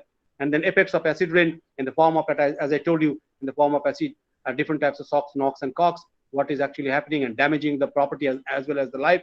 The ozone depletion, I discussed a little bit on that, where the depletion we need to stop through the Montreal Protocol advises. And now we are here, distance, place make the distance, the possible role of meteorological variables in COVID-19. Then these are some of the other ones where, just for the sake of samples, we have taken lead poisoning, copper poisoning, lead and copper rules, and the prevent childhood lead poisoning in terms of the practice and education. Then these are some of the pictures. You can see the first one from the children with congenital Minamata disease from the mercury poisoning. The next picture, actually, I have seen the picture lively there when I was working in Indian Council of Medical Research Office, Regional Occupational Health Center, Calcutta. Then I had and worked WHO project. I used to do this particular project in the Indo-Bangladesh border, 60 kilometers from Baharampur side, and I have seen these sorts of pictures. So these are actually happening for the arsenic poisoning, arsenicosis. A lot of people are dying for that. The other one is, you can see that the left-hand side, Ita disease, the cadmium exposure. Then other one is the hexavalent chromium, which is carcinogen, as you all know. And again, we are ending with these sorts of COVID, where we are all the part of the environmental health today. Then health and environmental linkage initiative. HALI is a global effort by WHO and United Nations Environmental Protection Agencies to support action by developing countries, policymakers on environmental threats to health. Environmental hazards are responsible for an estimated 25% of the total burden of disease worldwide, and nearly 35% in regions such as sub-Saharan Africa. Then new facts. These are the two slides I have remaining for the discussion. The Q et al. Viewpoint highlights airborne dust as a source to which coronavirus can absorb. I was talking about this matter. Adsorption is a surface phenomenon, as you all know, of the COVID-19 virus on airborne dust and PM, particulate matter, could also contribute to long-range transport of the virus. Therefore, investigations on adsorption, survival, and behavior of COVID-19 virus with the surface of PM are needed to help to understand the role of air pollution in COVID-19 transmission criteria. So this is in 2020 journals, recent publication in Environmental Science Technology. So the people, those who are attached to environmental monitoring, particularly the air monitoring, we should be taken care of. Very much we should take care of ourselves, our team members, just to check whether the deposition is also taking care when you are just extracting the air mechanically or by means of some kind of the diffusion mechanisms. Then third-hand aerosol and third-hand smoke. So this is, we are always talking about the smokers, we are talking about the second-hand smoke. It is the third-hand phase. That means even after that, after the second-hand smoking, like smokers and non-smokers differences, the other part is also the deposition. The deposition in the somebody is just throwing the butt after taking the cigarette, and it is putting on a certain floor. or otherwise it is a mixture of complexities which is actually occurring in the air, and it is getting deposited on the floor somewhere in the workplaces or somewhere in the ambient conditions. But these are the things which remains there on the top. And in this particular layer, if certain aerosol within their lifetime, if it is deposited, and the people may get affected in this sources also. In this case, these things that can coronaviruses can remain infectious for 9 days on an inanimate surface, and this may also hold true in dust. Older adults are at risk of direct exposure from the second-hand route of inhalation and from third-hand routes of inhalation, dermal transfer, and ingestion from dust and objectives which harbor infected formites. So thus, there are an urgent need to avoid all indoor vaping or smoking too. Indoor vaping means, as you know, that electronic cigarettes, and they are actually doing this so. To prevent viral spread via exhaled mainstream smoke on which COVID-19 hitches a ride, and protect vulnerable non-smoker from exposure to COVID-infected SHA or second-hand aerosol and second-hand smoke, or third-hand aerosol and smokes. So these two parts are important. The other one, human-to-human transmission of COVID-19 occurs when individuals are in the incubation stages. It is well known. No need to discuss much on this thing. A school child also knows this matter. Transmission is thought one other via touching infected surfaces, skin to skin, touching infected inanimate objects. When we talked about this one, that can mediate COVID-19 infection through the mouth, nose, and eyes. Transmission can also be through inhalation or exhale virus in respiratory droplets. It is a droplet mechanism. It is WHO stated from the very beginning. Now a little bit of confusion are coming nowadays. It has been reported that infectious viruses, including coronavirus, can survive for a long period outside of its host organism, and the fecal transmission, that is important, and other routes should also be considered as a COVID-19. In this case, where the studies have shown that SARS-CoV can survive in stool samples for 4 days. So those who don't have the sanitation facility, particularly in the rural area, what is the infected area, they should be taken care of. So these are some of the discussions today I thought of sharing with you all. Then summary is that nature does nothing uselessly. Aristotle, he that plants trees loves other besides himself, because I know that I am talking all these issues in front of or before the friends of environment people. So I thought I should include this. Let us sacrifice our today so that our children can have a better tomorrow. It's now clear that throughout our lives, our brains and minds change in response to their engagement with others so much so that individuals must always be seen to be integral part of larger social systems. Indeed, part of our identity depends on establishing community and finding ways to belong. So the Brain Science Research 2002. With this, I want to conclude my report. Thank you so much. Namaskar.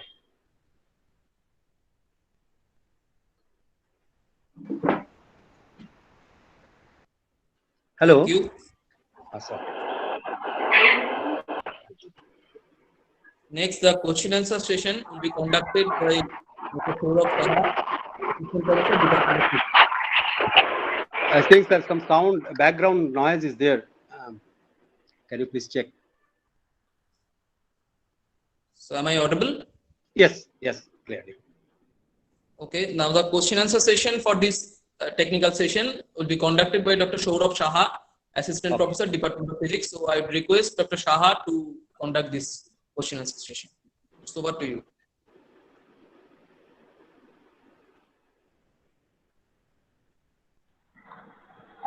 Dr. Shah, please unmute yourself. Yes, it's okay. Got it. Am I audible? Yes, please. Thank you, Dr. Nandi, and good afternoon to all. So this is really a beautiful experience hearing Dr. Mukhopadhyay. So sir, I have handpicked some questions from the participant. Yes, please. One is from Mr. Jonathan Sen. He has asked, please enlight on EU wastage and how much it affects us. What one? What from EU wastage, electronic wastage. Electronic wastage. Yes. Very good. It's a very good question, sir. One particular issue what I can highlight now in e-wastage area, the mercury poisoning is very much. Mercury, heavy metal poisoning, mercury, cadmium, all these things. The people are using a lot of chips there. And in fact, in WHO, when we actually took the project, they actually asked us to go for this one also, the surroundings of the e-waste dumping sites. So this particular segment is not only for the mercury, but so many other kind of rich percolating heavy metals, which are actually contaminating particularly the water bed in that particular vicinity. So this is one. The second one is the smoke. If it is with the along other things, the vapors, lot of metallic vapors are also evident in the research nowadays. So this has to be taken care of through the state pollution control board rules. Nowadays, actually, the pollution control board people, they are strict on the dumping side. If the segregation to the disposal area, all these things are maintained properly, then from the segregation itself, it will be segregated, and the effect will be very, very less. But in no way it should be mixed with all sorts of garbages, which is generally taken from door to door. Thank you, sir. Thank you, sir. Sir, another question is from Mr. Ashok Murmu. He has asked that whether Government of India has taken any measure to prevent death coming out of air pollution. Death coming out from air pollution? Yes, it is. It is there. Actually, yeah, it is also a very good question. You see that when we are talking about the global burden of disease, we are already in that particular line. We, particularly being a member of our research team here, we are working with the NIH USA team, as well as Indian Council of Medical Research, and as well as the WHO. So what we do generally, we are actually creating this particular system, the health effects and the air pollution. You are measuring, the monitoring, and in the field. So from the government side, what is actually happening? From the government side, we are very much dependent upon the hospital records, isn't it? So whatever hospital records it is coming out, but whether it is only for the air pollution or not, it needs research, because a single kind of health outcomes can be revealed from different types of sources. It is very difficult to know the person is dying because of the respiratory problem. Maybe it is because of the PM 2.5. Maybe it is because of the lead poisoning. We don't know. Maybe it is because of the benzene or volatile organic components. For these things, actually, government has taken initiative for the public health research, as well as for the institutional research, those who are working on the environmental health, and they only can give you the perfect data set. Obviously, this is an important area, but yes, government has taken the initiative to make the structured the database that is there. And obviously, I should take the name. The IITs are taking very important role in this. Not only IITs, even the NEEDY, they are also taking care of all sorts of data set nowadays. Sir, kindly unmute yourself. Saurabh sir, unmute yourself.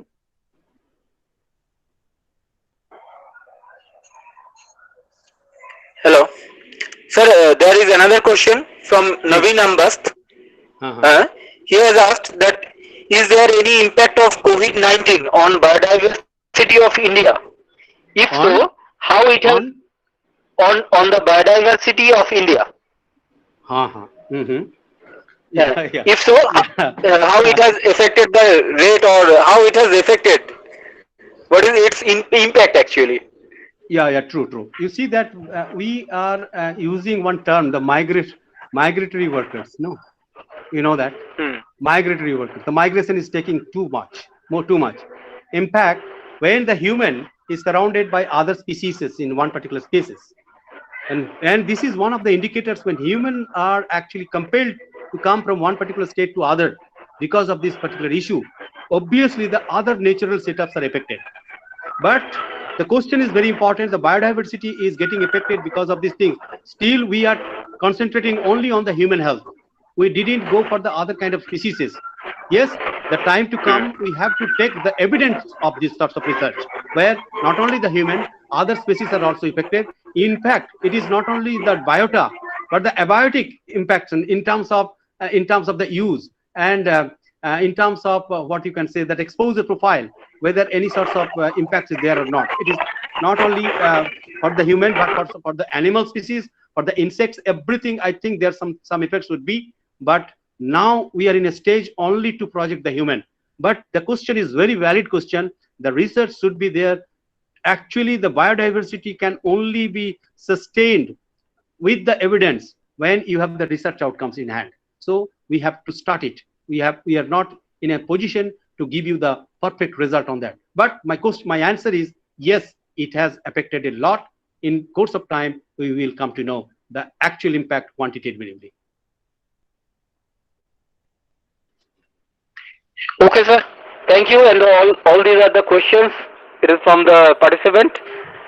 Thank you. Thank you so Thank much you a lot, for sir. giving me this opportunity in this platform to talk, to share my Sir. views with you all. Sir, Dr. Yes, please. Sir, please. Yeah. Sir. Yes, please. One another question comes Yeah.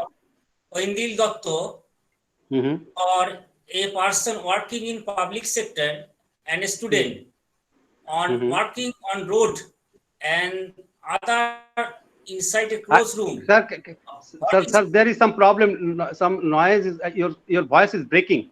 I could not hear the question properly. Can you please repeat it? Yes, sir. For a person working in public sector and a student on working on road and other inside workman route? Working on road. Road. Okay. Okay, sir. And Thank you. Other inside a closed room. Yeah. What is the best type of marks in either of the above case? Best tracker of? Marks, MSK. Marks in either of the above case. You see that this is the critical question, obviously. When the person is in the IT sector, all sorts of ventilation measures are taken care of, isn't it? Now the scientists are telling you be vented properly. Even in the house, the people think that the corona will come from there, so please close the window. This should not be the case. You should know the dynamics of this particular coronavirus. And when we are talking about the flow of it, when somebody is sneezing and somebody is talking, there are a lot of differences, isn't it? But when the people is working on the road itself, it is totally an ambient condition, is it? In this case, if the flow of the wind is free, then and the other person or the source is not nearby, there is no problem of taking the mask, not at all. If the person is working in the field, working on the roadside, but interacting with other person, obviously we have to take the social distancing, and the simple mask, the cotton mask is enough when we are just talking not too much among ourselves. But if it is the person who is same person on the road nearby the hospital side, then obviously you have to take some kind of external gear where you need to have some specific mask as identified by WHO. So in fact, a lot of people are unnecessarily taking the N95 mask everywhere. It is not needed basically. But if you just want to go for the industrial hygiene section, in terms of industrial hygiene, only it is one-time use. You know that people, even when they are taking the N95, they are using for the multiple purposes, not for the one time, but several days they are washing and using. They should know the actual role of this particular species or the components which is actually embedded with. So in this case, my answer is the person who is in the indoor condition, make sure the ventilation is proper. In that case, the ventilation is the most important area. If you see that your area is far from the known affected zone, you are fine. But when you are at home, you can talk freely. But if you see that your adjacent house is with the COVID, then obviously you have to take a little more measures. It is advisable or it is advised to take the mask. Simple surgical mask is enough, or even if it is not surgical mask, simple cotton masks are enough within the family members. And obviously, I told you that when indoor, it will follow the industrial hygiene norms. N95 is important. When the people are in the road, the free flow of the air is actually helping a lot. Not to go for the details of different types of masks. And uniformity is not at all there. The uniformity of using masks, that depends upon the situation and the load. You know that a lot of people are dying because of the extra load they are taking. lot of doctors, I told you that during my lecture, that doctors are dying. Why?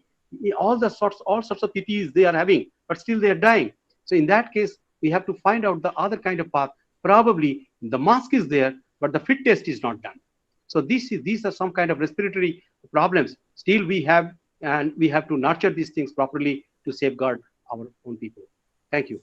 Sir, last questions. Please. Pradeep from Pradeep Mukhopadhyay. Yes. What are the usual article or domestic goods having mercury, lead, etc.? Detrimental metals we need to be warned of. I could not understand the point, sir. Can you please repeat? What are the usual article or domestic goods having mercury, lead, etc.? Detrimental metals we need to be warned of. This is true, particularly when you are talking about the medical sections, particularly the hospitals. A lot of people, there's a lot of big hospitals in the country. They already declared that it's a mercury-free hospital. They are not at all using mercury for their medical utilities and others. But I'm telling you one thing. It is from my own experience. I was in charge of certain mercury intervention programs, and I visited one hospital, which is a known hospital, organized sector. The government is also taking care of. They know it's an important thing. When I talked about this issue to the doctors there, it was a dental section. They said that we are not at all using any mercury. Sir, you can see the mercury thermometer is not there. We are not at all using mercury. Sphygmomanometer is also not using within this system. So we are all having real-time tools in hand. But one of the doctor, he was so honest in disclosing the fact. He said in their practical classes, almost in a batch of 100 students, they are using almost 30 grams of mercury directly for the demonstration. So these are the points actually in the health sector we are using. In our houses, in the houses facilities, actually lead is there. Lead is with the toys too much. In some cases, paints, a lot of paints where they are using the lead oxide for the sustainability of the color and as well as the lusters.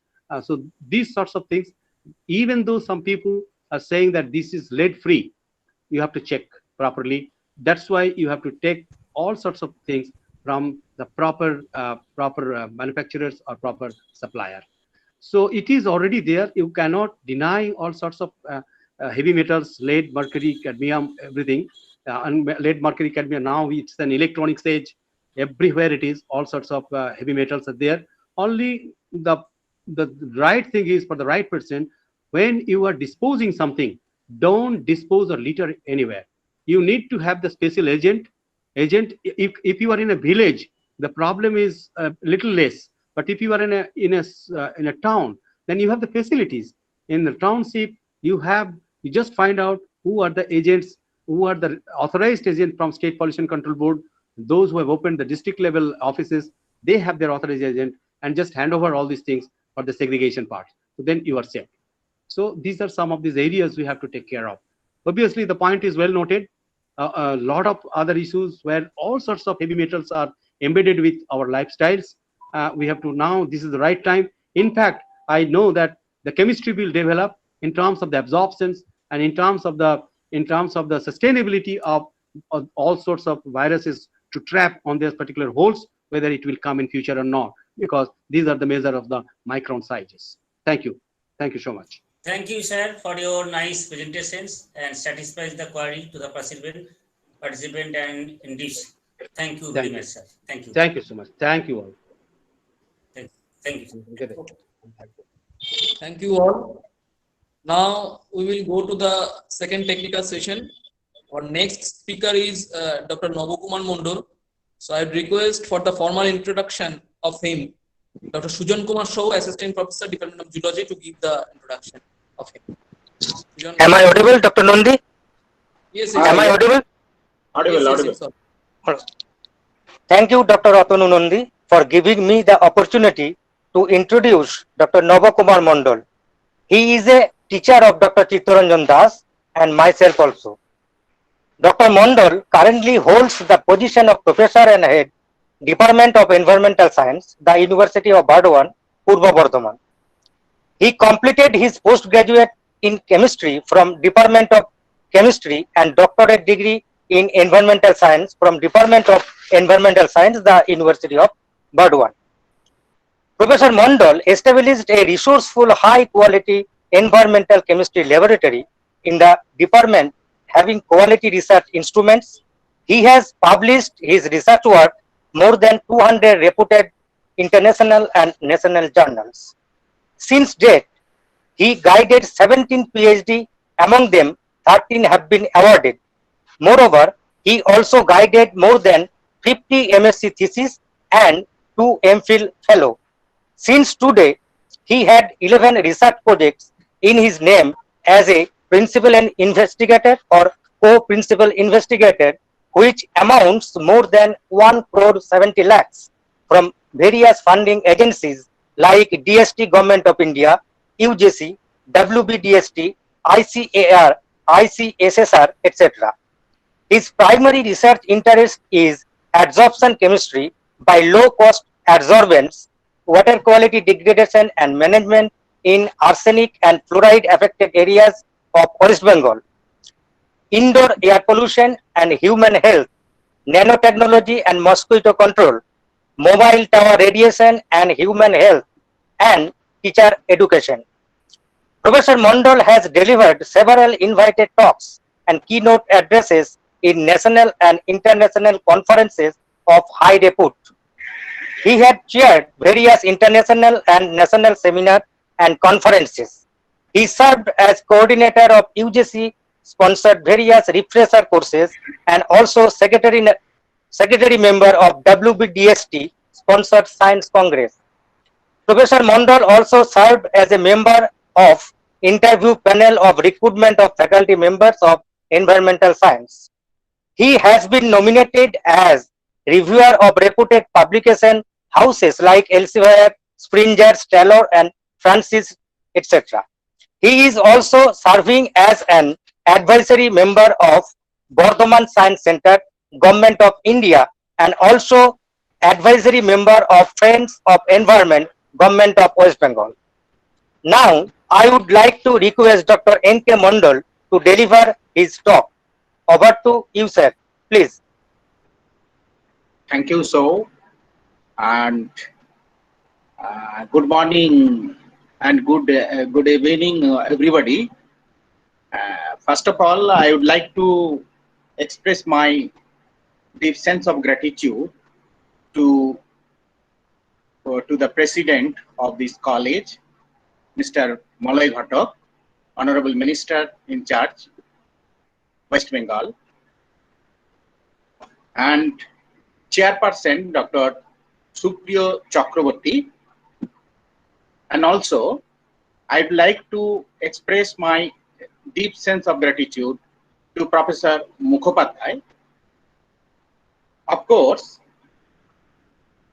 I would like to thanks to the organizer to giving me such a wonderful opportunity to share something with the participant regarding environmental pollution and related health hazard. Actually, today it's a nice event. I like to start my presentation. So I will take 1 minute to prepare my slide. Just a minute.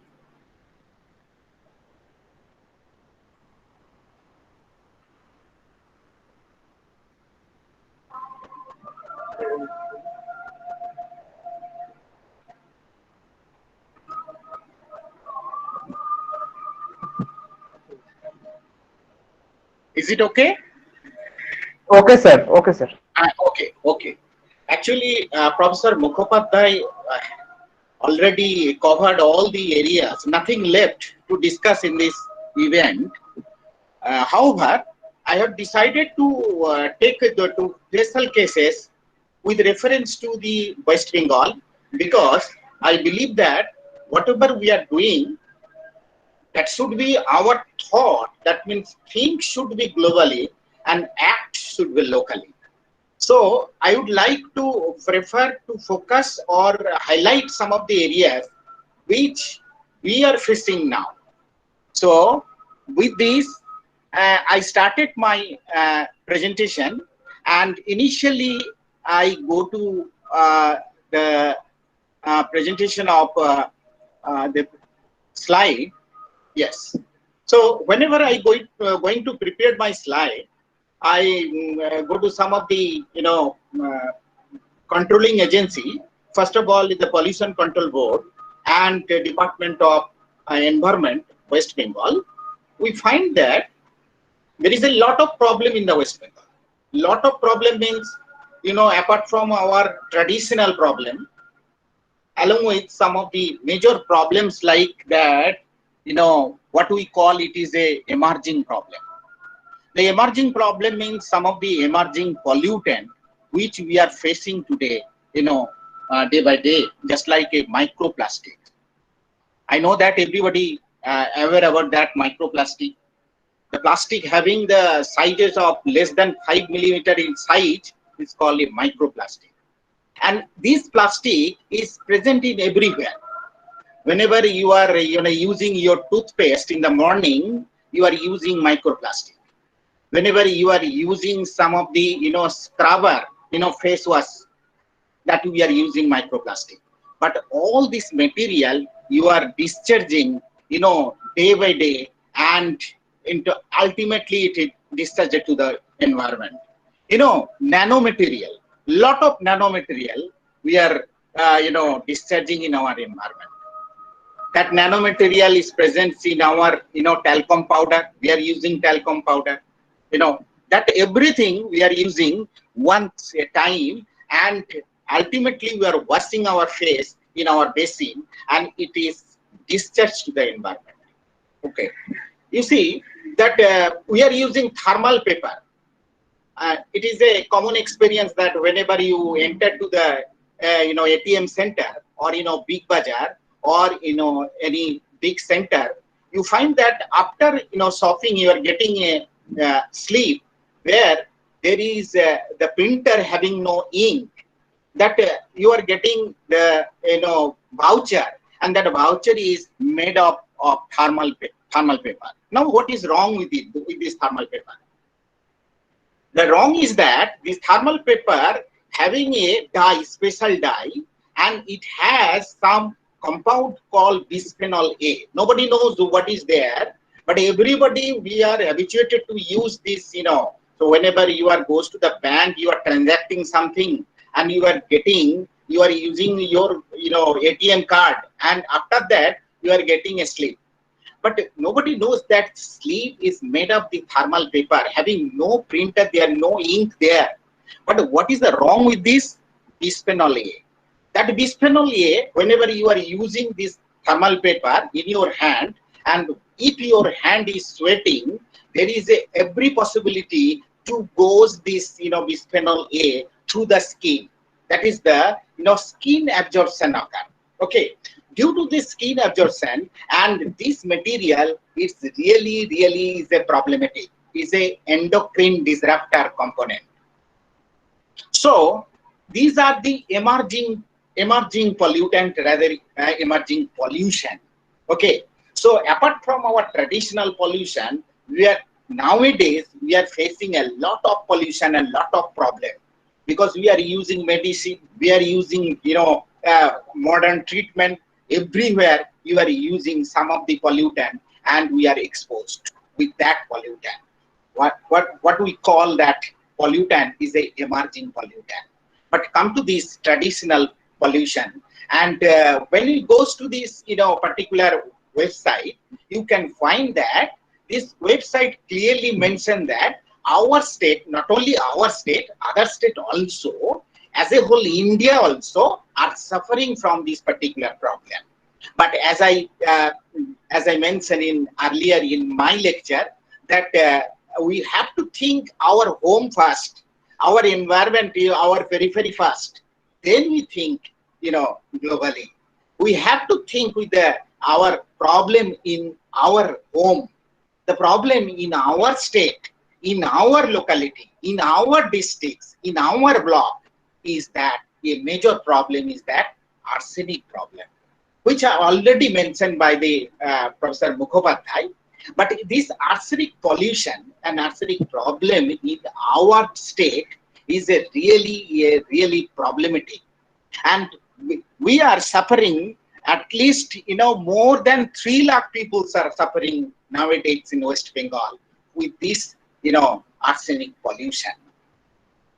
Now, the problem with that arsenic pollution, before going to this chemistry of that, I would like to focus the very simple things. You just see that arsenic presence in the modern periodic table having the group number 15, where nitrogen, phosphorus, arsenic, antimony, bismuth, like this. Okay, and you see the arsenic is the middle portion, so it's a metalloid having metal and non-metal characteristics. Okay, now this arsenic is present in our earth crust. Okay, along with the other metals, just like a common metals which is available in the earth crust, like silica, iron, like this, copper, all these metals which is available on the earth crust, and these arsenic is also available in the earth crust. But most funny thing is that the arsenic, when it is present in the earth crust, is basically a insoluble form. That means it is in the pyritis form, sulfide form. So due to its pyritis form, that is in sulfide form, it is absolutely insoluble. Now the question arises that if it is insoluble, then we worried. Why we worried about that? We worried because of some of the mechanisms, some of the ways are there by which that insoluble arsenic are come to our groundwater, and it is ultimately come to our drinking water. So when it is groundwater or water table, groundwater table is polluted with this, and this mineral gets exchanged this arsenic due to the conversion of arsenic into the sodium arsenite and sodium arsenate form. Okay. Now the pyritis, it is an insoluble form, but due to some of the oxygenation, the process by which the arsenic is dissolution, that is a real mechanism. I will come to that one later on. But you just mind it that the today, in West Bengal, more than 8 districts, means absolutely 9 districts are fully affected with this arsenic. So not only in the underground water, there is some report in the surface water is also contaminated with the arsenic. That arsenic is insoluble, but the solubility of this arsenic is due to the contamination or contact of oxygen. So the question is that how this oxygen is contaminated with or oxygen is mixed up with this pyritis. This pyritis, when we are withdrawing underground water, there is a chance of going some of the aerial oxygen through this pipe, and the cracking of the soil, that oxygen can goes through this, and ultimately that oxide, that is the pyritis mineral, gets oxidized. Once it oxidized, that means pyritis, it's converted to the oxide, and subsequently it's formed the sodium salt of sodium arsenite and sodium arsenate.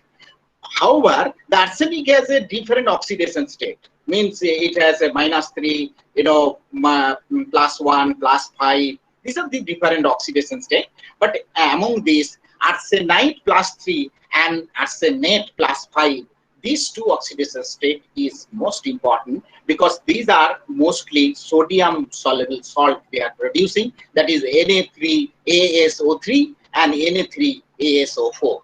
The most established mechanism, which is already showing by the different scientists, that the arsenic can be soluble in the form of pyrite oxidation. This is release of arsenic due to the pyrite oxidation. And second one is called oxyhydroxide reduction.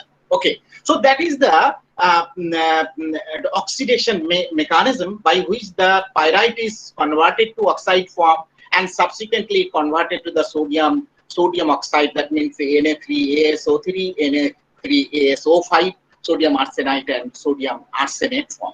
and ultimately it goes to the, contaminate with the groundwater. So whenever this water is withdrawing, and ultimately what is the happening, you are not in a position to testify that water in your naked eye, because that water has no smell, that water has no color.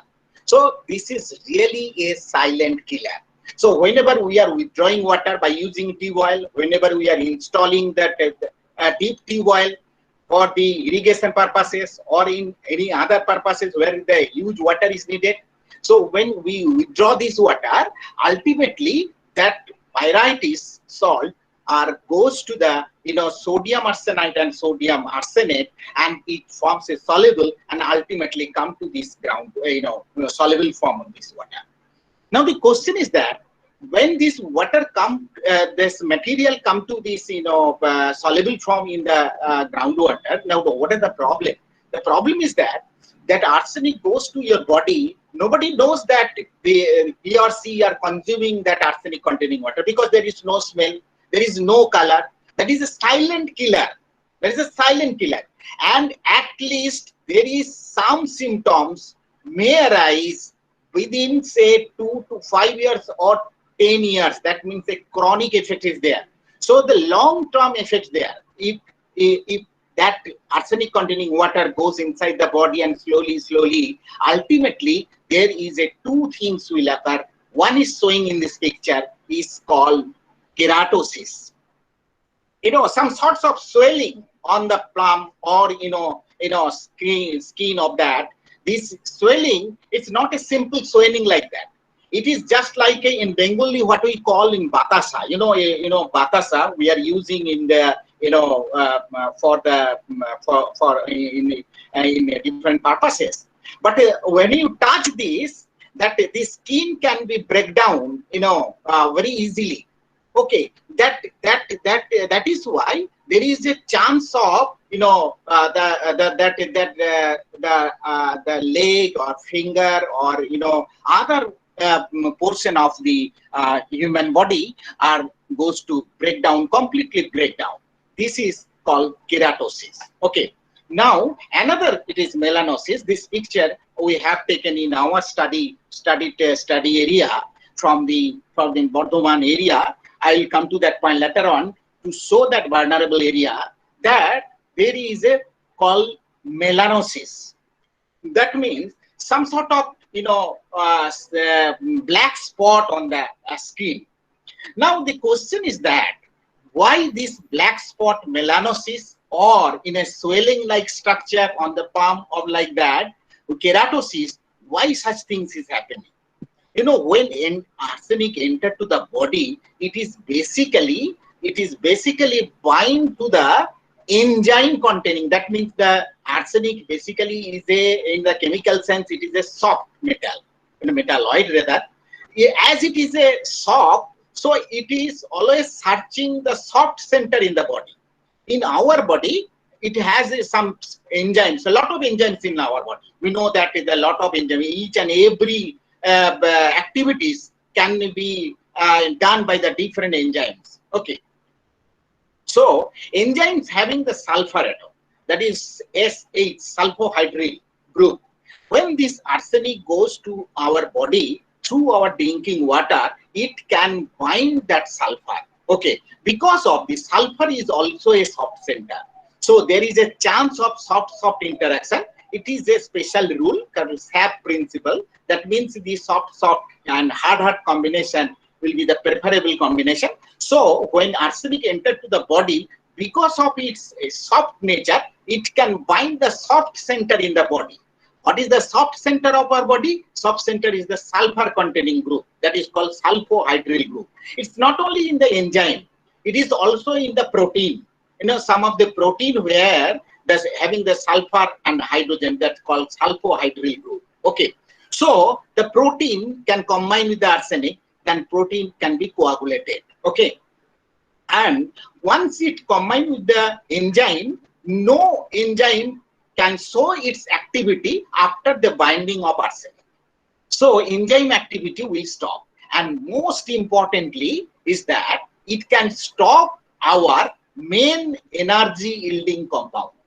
When arsenic enters in our body, which is responsible for providing the energy called ATP, that is adenosine triphosphate. So adenosine triphosphate can be formed by the several stages like the glyceraldehyde, then it can go combined with the phosphate group, 1-phosphoglyceraldehyde, then another phosphate can combine called 1,3-diphospho-glyceraldehyde. In the several stage, ultimately it can form the ATP, having adenosine moiety, and triphosphate, means one glucose molecule and phosphate. Okay, so this ATP may not form when arsenic enter to the body, because there is a similarity with the arsenic with the phosphate. You can just recall that the nitrogen, phosphorus, arsenic and phosphorus having the same group member and showing the same chemical properties. So by virtue of the chemical similarity, this arsenic can interfere the phosphate. So when ATP formation occur by the glyceraldehyde and phosphate combination, phosphate may not be bind with the glyceraldehyde. There is the arsenite or arsenate can be combined to this position. So instead of 1,3-diphosphoglyceraldehyde, there may be 1,3-diarsenoglyceraldehyde. So no ATP will form.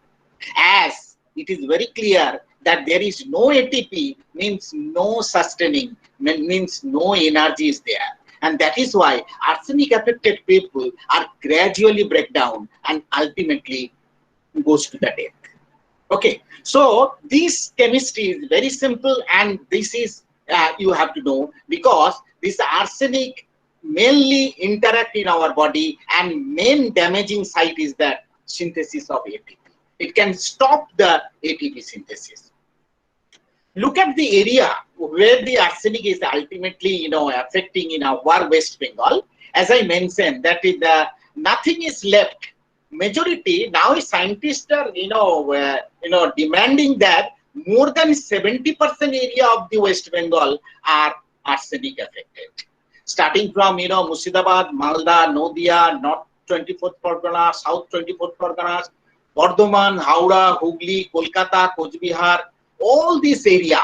Even some researchers also exploring some of the other areas of West Bengal also, that some sort of arsenic is also there, which is much higher level of arsenic than the WHO recommended value.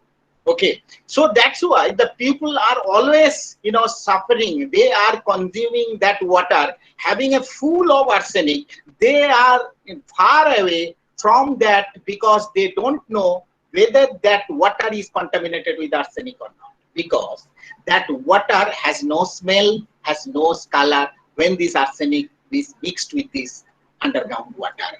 And that is why there is a problem. Now, the different scientists and different geologists are going to the mechanism of that. We are not going that part, but we are really that the Himalayan range is the main depot of arsenic. That the Himalayan range from where the Ganga, other Brahmaputra, all these rivers are coming, and that water are flowing is a full of arsenic. And that's why some of the environmentalists also reporting that the river water is a full of arsenic. There is a arsenic. So surface water is also contaminated with arsenic. Dark well water, there is a arsenic. So a lot of arsenics are there, and there's a lot of mechanism are exploring by the geologist. Now the question is that, as I mentioned, that when arsenic enter our body, we don't know what is the color of the water, what is the smell of the water. Now you can think the vulnerability of this group. Sir, these children are consuming water having no no smell or no color, and as there is a minimum symptoms that is in external, that is in keratosis and melanosis, can be perceived only after the 10 or 15 years after. Now the problem is that when these children are consuming that water, that children have to wait 15 years to get any significant symptoms in their body. Now, then there is a problem, because until and unless there is any symptoms on the body, there is a keratosis or melanosis, then we are far away to know that there is a problem of that, and there is a problem of arsenic in the underground water. And that is why there is a scientist, a lot of scientists are working that how we can protect, how we can save this vulnerable group. Because the children are consuming, water, after they are born, and they are continuing their, full of arsenic containing water. There is a, research we have done and this was published in 2017, that we are going to some of the, IQ measurement. There is a really, interesting results we are getting. Whenever we are going to, searching the IQ of the children, because that, however, the IQ may be affected by the different things. It is due to the nutritional deficiency. It may be the other causes, some other, diseases are there. But we are doing a lot of work in this particular area, where we can observe that this arsenic can be interfering in their intellectual level, that means in the IQ. So only by measuring the IQ of these children, affected area children and the control area children, we are finding that there is a hell and heaven results. And that is why we are really surprising to get this research work and this finding, because continuously we are using this water in the village area, where the constantly water is extracting, because when there's natural condition we are not getting water, we have to get water from the underground by using some deep oil or like that. But this extraction of water leads to the arsenic contamination of water. As I mentioned earlier, that nobody knows that this water has a arsenic, but we are making this pictorial presentation where we can showing that we are extracting water, means we are extracting arsenic. A lot of arsenic is coming out from this underground water, and this arsenic ultimately goes to the vegetable, rice, whatever the cultivation we are doing, that all mixed with the arsenic, and it goes to the plant body. Not only the plant body, when arsenic enters to the plant system, it ultimately reaches to the reproductive part, and economical part, which we can directly consume, and there is the problem. That is why when you go to the market in a full of all vegetables, we are going extensive research in this area. We find that the contaminated area, that each and every vegetable, say cucumber, say brinjal, everything, even some of the vegetable which is underground, we are collecting the potato, we are collecting the beetroot, all these, those are underground, and that also contaminated with a huge amount of arsenic. So our food chain is contaminated. So when this underground water, having with a mix of huge arsenic, and our vegetable, even our common food are contaminated, see that our rice also contaminated with this. There is a lot of research in the rice that arsenic is really reach to the rice in the different form. There is a conversion of inorganic arsenic to the organic arsenic, dimethyl arsenic, monomethyl arsenic, and then arsenic compounds, that monomethyl and dimethyl arsenic, which can penetrate, or ultimately it reach to the rice, and really that rice is a danger. But it is very difficult that we are consuming rice, that there is that rice has some arsenic or not. So it is really, Sir, yes. Sorry, sir, for interruption. Kindly, sir, present your skin, sir. Hello. Is there any problem? Kindly present your skin, sir. In presentation. You are able to.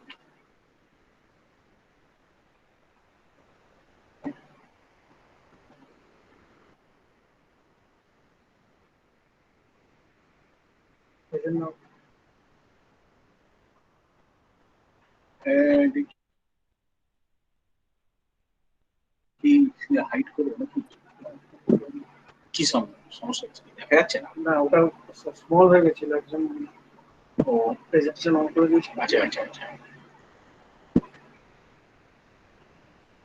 Stop presentation, resume stop করুন। Yes, sir, it is coming, sir. Is it okay? Is it No, okay? sir. Kindly, Yes, sir. kindly. Yes, sir. It is visible now, sir. Oh, it is visible, sir. Is it okay now? Yes, sir. It is okay, sir. Okay. Now that arsenic goes into the plant system. There is a lot of mechanism by which that arsenic can convert the inorganic arsenic to organic arsenic, that is in the monomethyl. Sir, kindly do the full. Monomethyl arsenic. That is slideshow. Yes. Okay. So monomethyl. Yes. Monomethyl arsenic and dimethyl arsenic. This arsenic, after conversion of this monomethyl and dimethyl arsenic, ultimately it reaches to the rice, which is the we are consuming. Okay, so there is a problem. Now that is the scientists already established that this is happening. Now, as a common people, what we are doing and how we can understood that our rice and our vegetable is contaminated with this. Our research, and we are trying to something to. Okay, I'll come to that point. Another point is that previous one, that is the natural arsenic, which is coming out through the underground water, and ultimately it contaminated the vegetable and other food grains. Okay. Now there is a recent report, you see, that we are using lot of poultry chicken. Okay, but this poultry chicken, it's really is dangerous. I would like to say something about that. This poultry chicken. There is a research. We have done a long research on this line also, where we showed that this chicken, starting from the age of 0 to 40 days or 45 days, within this short time period, their body weight increases at least 3 kgs or 3.5 kgs. Now there is the question that how this within this short time period their body growth and weight is so high, because there is a use of some chemicals called roxason. I'm showing this. Is it visible, roxason? Everybody, it is visible? Hello? Yes, sir. Yes, sir. It is visible, sir. This roxason. We don't know that what is the food of poultry chicken. But the poultry farmer, they are using a special type of food which is needed for their. But I would like to say that for this 40 days or 45 days of their growth, there is a 4 types of food. There is a 4 types of food they are using for this particular chicken. 0 to 15 days there is a food, the specific food there. Then 15 days to say 27 days, another food composition is there. Then 27 days to 35 days, another food is there. Then 35 to 45 days is another food is there. We are doing extensive research on that, and ultimately we are surprised to see that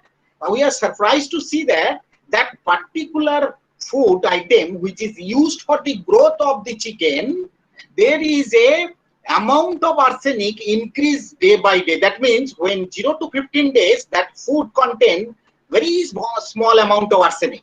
But when it goes to the 15 days to 27 days like this, we see there is a double amount of arsenic in that food.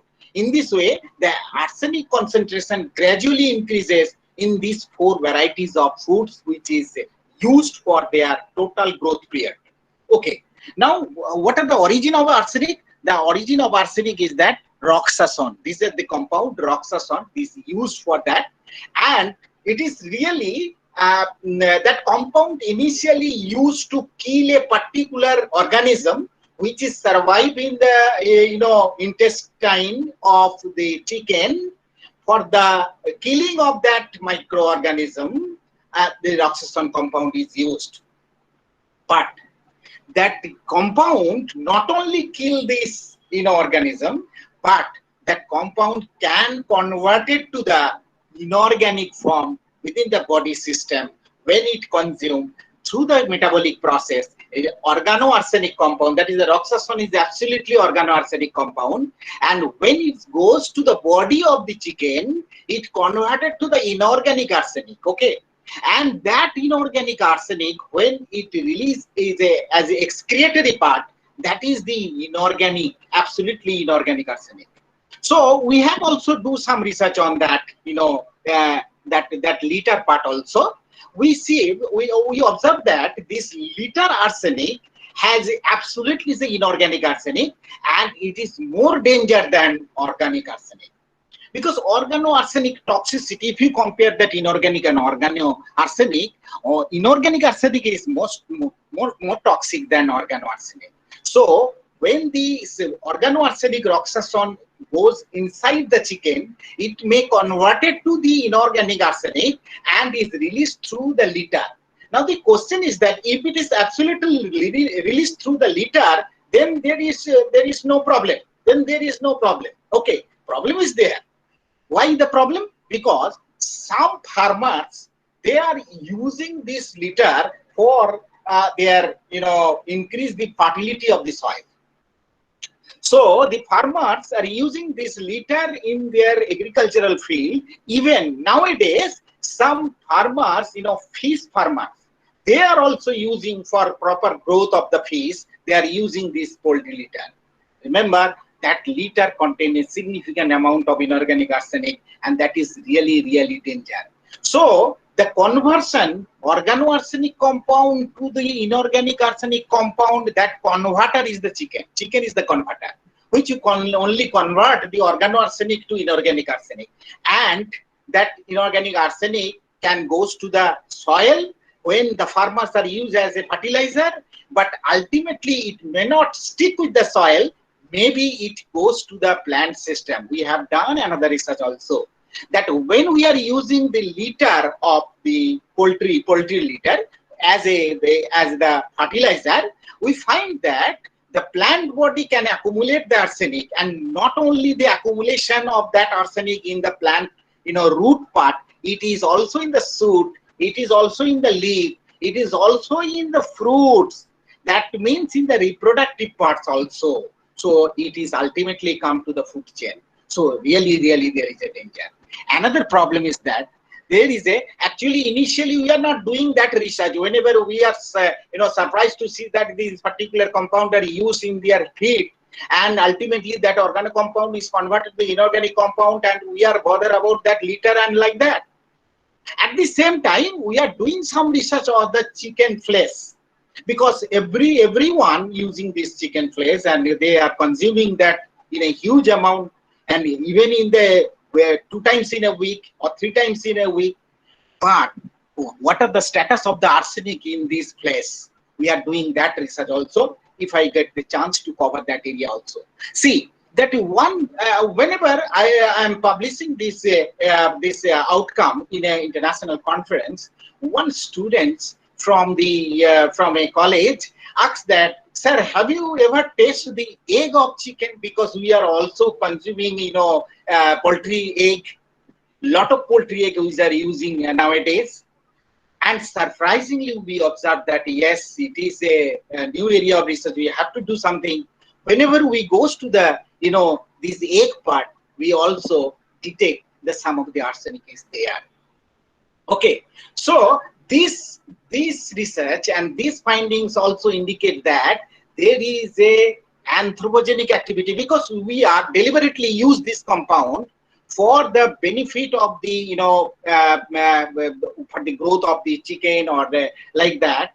But this compound is deliberately used, and it is really a danger one. Okay, so we have to take care about it. And there is a calculation we are showing that how much chicken you have to take per day or the per week, so that it can be permissible for the body consumption level, like that.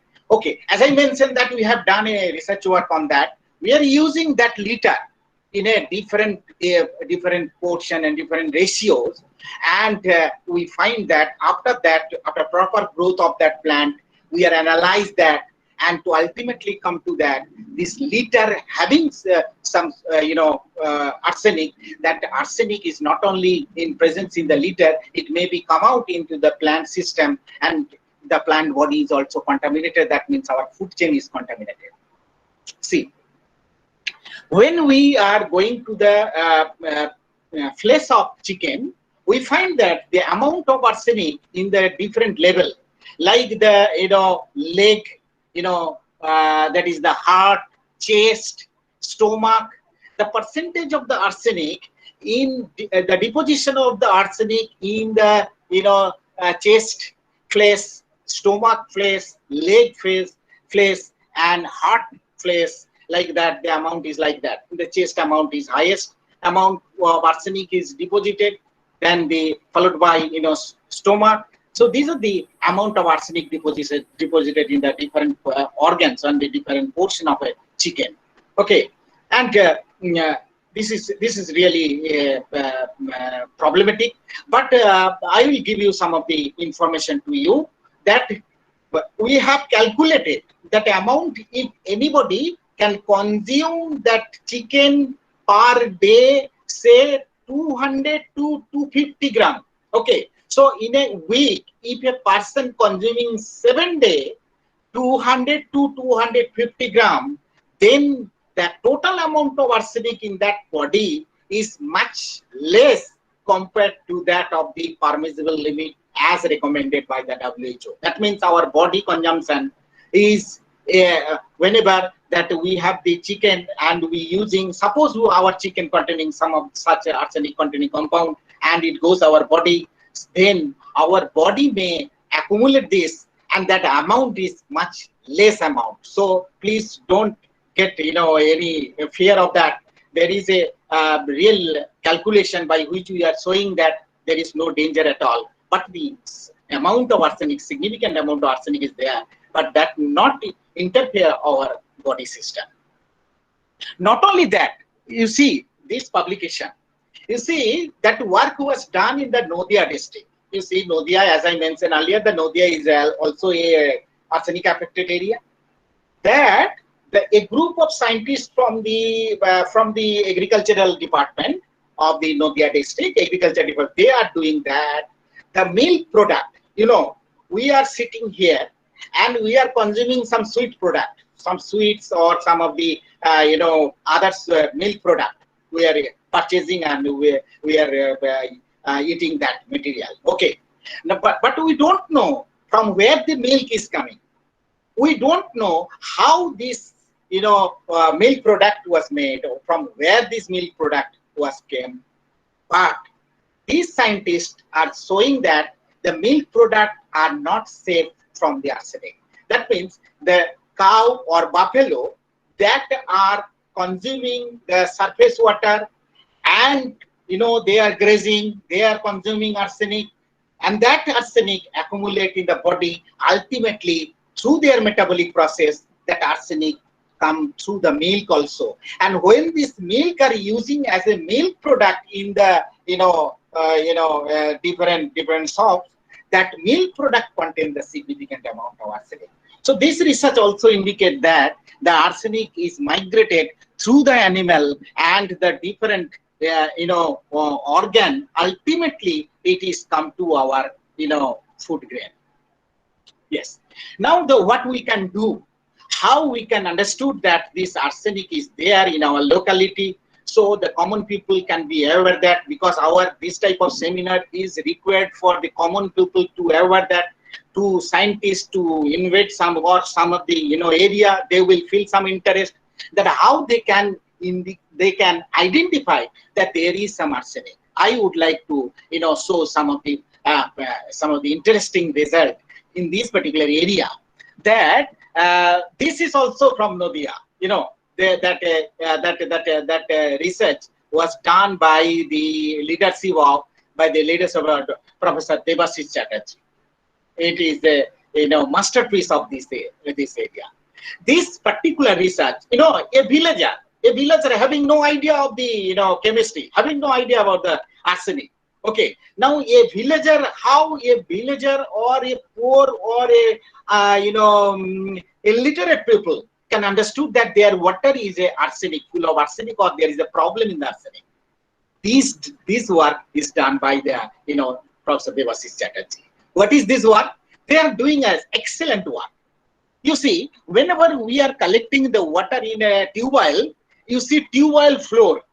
The tube well floor, if you visit the different villages, you can find the tube well floor. And tube well floor has the different color.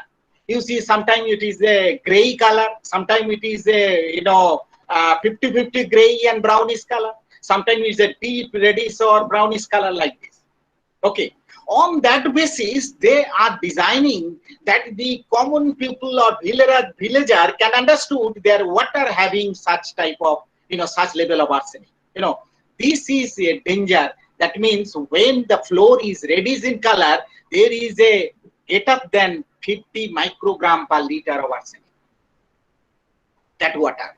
No need of any instrument, no need of any laboratory.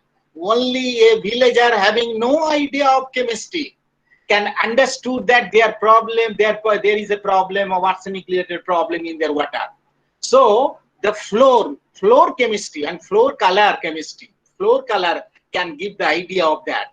So that work they are published, and really it's a remarkable work by which the common people can understood, and immediately they can stop to pick up that water from that particular tube well. They can seal that water only by observing the color of the floor of the tube well. Okay, so this clearly indicate that this water, you see that gray color, there is a problem of manganese. You see, the manganese is another element, although the manganese concentration in water is a very small in West Bengal water. We have tested also some of the areas of the underground water where we find the manganese. Manganese is also interfering in the neurological problem along with the arsenic. Remember, if your water is full of iron, it's a common metal in the water, because in everywhere, whenever you are using deep tube oil or like that, you see that in your water containing having some iron which is deposited in the bottle, bottom portion of the bottle. Okay, but that indication, there is a research from the IIT in the past 10 years ago. They are proved that if your water having a significant amount of iron, definitely your water could be a chances of contamination with the arsenic. Because if your water having iron and it is huge amount of iron, then there is a chance of arsenic, because iron, it is present as a mineral of pyrites, and arsenic is also present as a pyrites. It is the iron arsenopyrites. Iron arsenopyrite means when arsenic combined with the sulfur, there is a chance of arsenic also can combine with the iron along with the sulfur. So if your water giving some indication, because you know that water, iron, when present in the underground water, that is in the ferrous form. Okay, whenever it comes to the air, or you withdraw this water and it is combined with the aerial oxygen, that ferrous oxygen can be converted to ferric oxygen. So ferric iron. Ferric iron means there is a chance of flocculation of ferric hydroxide and brownish color. So you can get some color indication with the iron, but not of arsenic. As I mentioned earlier, arsenic has no color at all.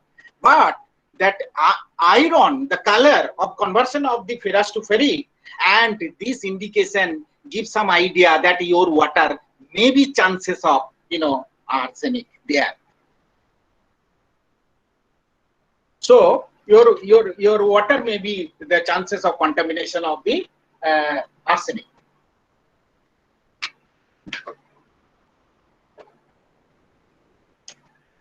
So this is a wonderful indication, and we are also doing some of the research in this line. That suppose you have no laboratory, you have no equipment. Okay, you have a only suppose you have a small bottle.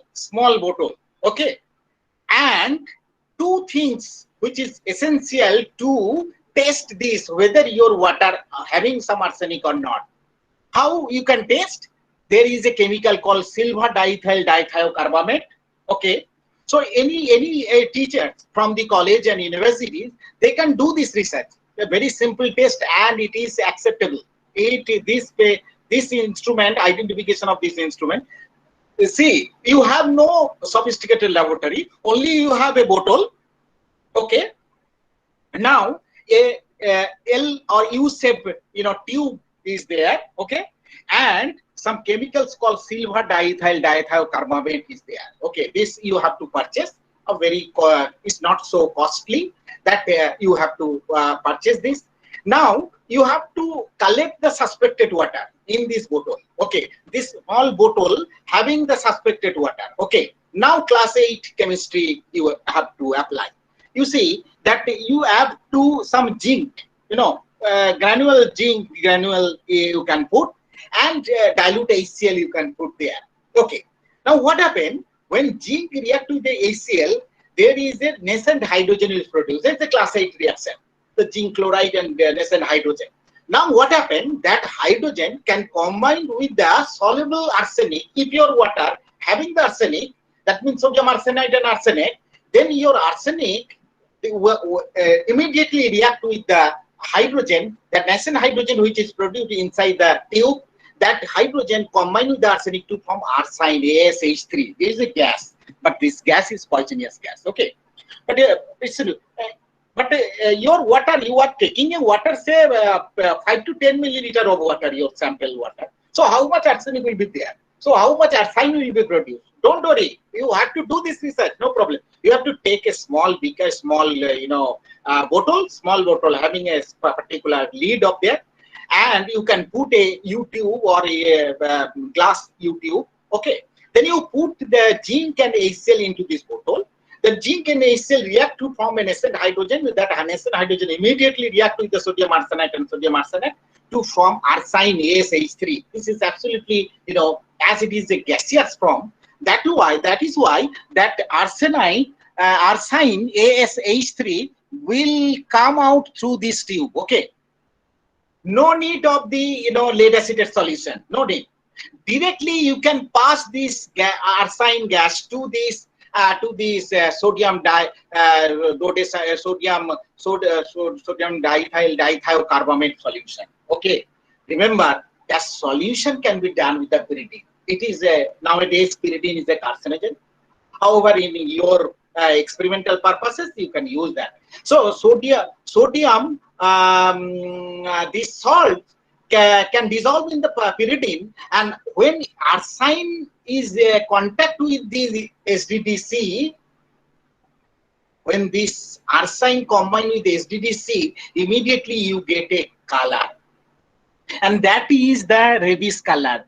And the intensity of the color is dependent on how much of the arsenic in your water. Suppose your water having a very less amount of arsenic, very negligible, say less than 10 microgram per liter. That is the WHO permissible limit. Okay, or in ppm 0.01 milligram per liter. Okay, so less than this amount, that naked eye may not be getting any color. Naked eye may not be getting any color when it interacts with the SDDC. Okay, Now your water having say 50 microgram per liter. Okay, say 50 microgram per liter means 0.05 milligram per liter. Okay. Now when this amount of arsenic in your water, then that arsine can combine with the SDDC and it can form a red color. That red color intensity can be measured with the 530 nanometer. This is in visible range. 400 to 800, 700 nanometer is the visible range. You can use this color solution by using a spectrophotometer. So only by this glass equipment, having no proper only by the glass U-tube and a small bottle and SDDC and small pyridine, that's enough to test this. So when this SDDC having a color, you can measure the intensity of the color in 530 nanometer. Okay. In this 530 nanometer, according to this intensity measurement, you can measure the exact concentration of the arsenic in your water. Okay. So this is a very simplest test, very simplest and easy test by which you can do. Even you can make a color chart. You can make a color chart. You can prepare a different concentration of arsenic solution in laboratory, say below 0.01, 0.01, 0.05, 0.07, 0.008 milligram per liter of different strength of solution. Then you prepare the color of that. Okay. Then you make a photograph of that color. Then you go to the village with this instrument only, and to collect that water immediately in the field state to check that and to match the color with your color chart to see that what are the level of the arsenic there. In this way, you can scan a huge number of samples. No need of the current, no need of the power, no need of the infrastructure, no need of the sophisticated instrument. You can if there is any controversy, if there is any doubt, you can collect that water to send to the for the for the further test by using atomic adjustment spectrometer or using ICP-MS inductively coupled plasma spectrometer. Okay. Now the question is that, okay, there are a lot of things are there and there's a problem. Now the question, as an environmental scientist, can we do anything? Can we do anything? Yes, there is a lot of things we can do, and that things can be done by the villagers. If the villagers can try and can use our technology, they can prepare their arsenic-free water.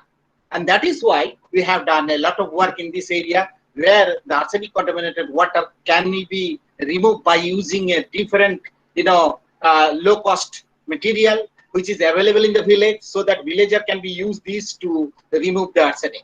Okay. Yes, this is another thing, that the dissolution mechanism, as I mentioned, that not only the oxygen is responsible for that, some of the microbes are there. That is the chemolithotropic bacteria. The bacteria is some there. Chemolithotropic bacteria is called Thiobacillus ferredoxin, Thiobacillus thiodoxin. These are the different bacteria which is responsible which are popularly known as the stone-eating bacteria. They are always eating this. Okay, so during this bacteria, when these bacteria interact with this stone having the arsenic mineral, that arsenic can be detached from the insoluble pyrites form to the soluble form. Okay, so bacteria is also responsible. We are also proving that the bacteria is also doing some of the tasks, and that bacteria we have tested, that the Bacillus species we are getting. Even if you see the water color test, that work is going on, that only by collecting this water only in the bottle you can wait and see the color of the water and to check that whether this water is contain arsenic or not. This work is going on. That's why we are not going to. Another one. See, another problem in our locality, that is the fluoride problem. As I am from the Bibhum district, So I have to focus on this, some of the problem of the Birbhum. And right now, what I am focusing, that is the arsenic. Arsenic is the problem of our Bardhaman also. And I am now, at present, I am staying at Bardhaman. So the problem of our locality, Bardhaman, we have to think about that, how we can come out from that particular problem. Yes, there is another problem, that is the fluoride. That fluoride is a, if you goes to the periodic table, you see that the fluoride is a, everybody knows that, even the school children is also know that the fluoride is a strong electronegative element. It is in the periodic table, 17 group, the modern periodic table. The fluorine, chlorine, bromine, iodine, astatine, like this. The fluorine is a strong electronegative element. Okay. Now the problem is that it's the same problem like the arsenic. When it mixed with the water, there is no taste, no color. So again, it is also, we call that fluoride, we call is a silent killer. That fluoride is called is a silent killer, because when your water is contaminated with the fluoride, you may not get any flavor or any color. Then what are the problem with this? That fluoride, when goes to your body, it can combine with your bone. Bone means that is, teeth and internal bone also. Okay. And that is why there is a problem called dental fluorosis. Okay. And skeletal fluorosis. Dental fluorosis means when this fluoride combined with this, teeth, that means bone, that is the calcium, phosphate. That phosphate group replacement by the fluoride, and the whole dental structure or the bone structure will be fragile, and ultimately it is breakdown. Okay, if it is only attacked to the teeth, then there is no problem. Okay, so one time will come that all teeth will be breakdown. But the problem is that, okay, this is another problem. The problem is that this is a, you see the picture is that, is it visible? Is it visible? You see that is a, I have showing that the dental, this is dental fluorosis, and this is called skeletal fluorosis. So when your fluoride level goes inside the body, your body, bone also, different bone structure may not be properly grown. You see that there is a problem, and that problem can be identified with the structure of like that bow-like structure. When the children are standing, you see their leg is not straight like that. There is a bow-like structure. Okay, and that is due to, and sometimes there is a controversy that may be polio or like that. But if their local area water is contaminated with fluoride, and the people suffering in this particular problem in that particular locality, then definitely there is a problem of fluorosis. So this is a dental fluorosis and skeletal fluorosis. I'm showing this picture that the dental fluorosis is not only observed, is only for the 15 years you have to wait, or 20 years you have to wait, then you get some indication, just like arsenic. But you see that the 2 years or 2, 3, 4, 5 years onward, you can get the indication that there is a problem of the fluorosis. Okay, so this fluorosis problem can be identified by the common people. How common people can be identified? There is an index called Dean's index. That a very simple index. You see, whenever we are using water, and a glass of water, whenever we are taking in the mouth, there is a initial contact with the teeth and water. Okay, if your water is contaminated with the fluoride, your teeth is the first contact point. Okay, then what will be the indication? The indication is that your teeth will be yellowish in color, and that yellowish color, and gradually that yellow color ultimately goes to the deep brownish color, and the teeth is absolutely fragile. That condition is called severe. In this, Dean's index, there is a index scale is there. That index scale, so we can call it a normal, questionable, very mild, moderate, or moderately severe or severe. Okay. So the common people can easily, test it.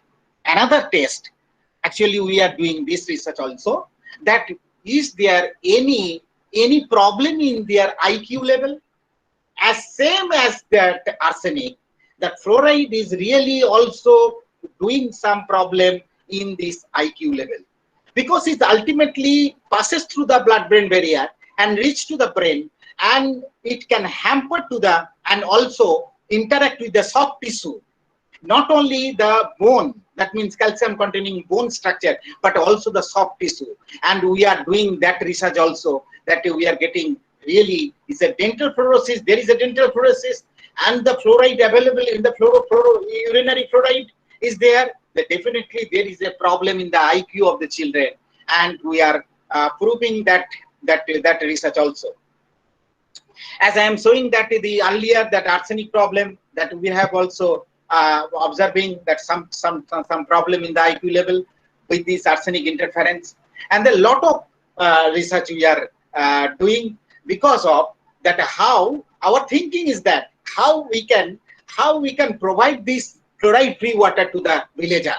The villager may not have a high costly filter. Okay, affordable filter we have to provide. So we must say no need of the filter. The simple things you can use, which is available in your house, and you can eliminate the problem in your local problem. You see, the such of the problem is this is one. You see that egg cell we are using. Egg cell we are using the egg for the different use. We are simply it is wasting. But this egg cell having a composition of 78 to 80% of the calcium carbonate there. So we are using that calcium to make a filter. So villager use that egg for their cooking purposes, but the egg cell they are wasting this. That egg cell can be used to filter out that the fluoride containing water, and they can use the water fluoride free. If anybody interested in this area, that how we can provide that the fluoride free or arsenic free water to the common villager without using a sophisticated filter, in that area we are doing a lot of work, and that's why I'm suggesting to go the Google Scholar to find out some of the findings, some of the research, so that they can utilize any teacher from the college or university. They can take the idea from that, how this removal of the fluoride and arsenic from the underground water without using any sophisticated instrument, that anybody can use this. So my idea is that the problem is there, lot of problem. Our rural people, our villagers, we have to save our villagers. We have to save our rural people by collaborating or by extending our helps with the others. So ultimately we can succeed, and I hope that if we extend our help for the for eliminating such type of problem, definitely we overcome such problem from our locality. So with this, thank you all for giving me the opportunity for this idea or something. So what we are doing in our laboratory, giving some flavor of that to for the scientific community, so that they can use it. And our ultimate aim is that to get some benefit or to overcome some of the local problem. So thank you all. Thank you. Thank you, sir. Now,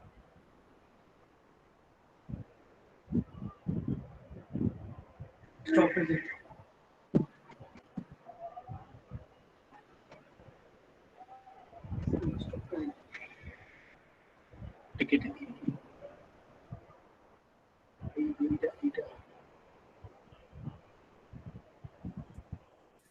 Hello, Dr. Dash, please continue.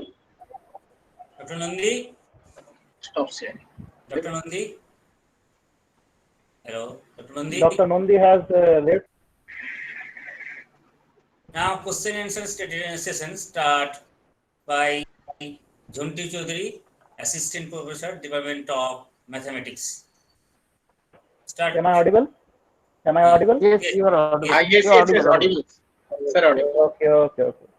Thank you so much, sir, for sharing your valuable time huge experience and your ideas with us. I personally enjoyed your session, and I think all the participants did so. It was really very interesting and informative session. Now I would like to share some selected questions from the participants with you so that you can answer them and clear their doubts.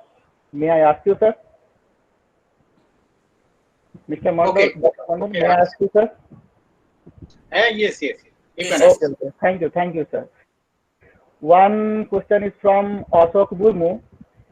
His question is that there is no so scientific method to measure the IQ, then how can we say arsenic may interfere with IQ?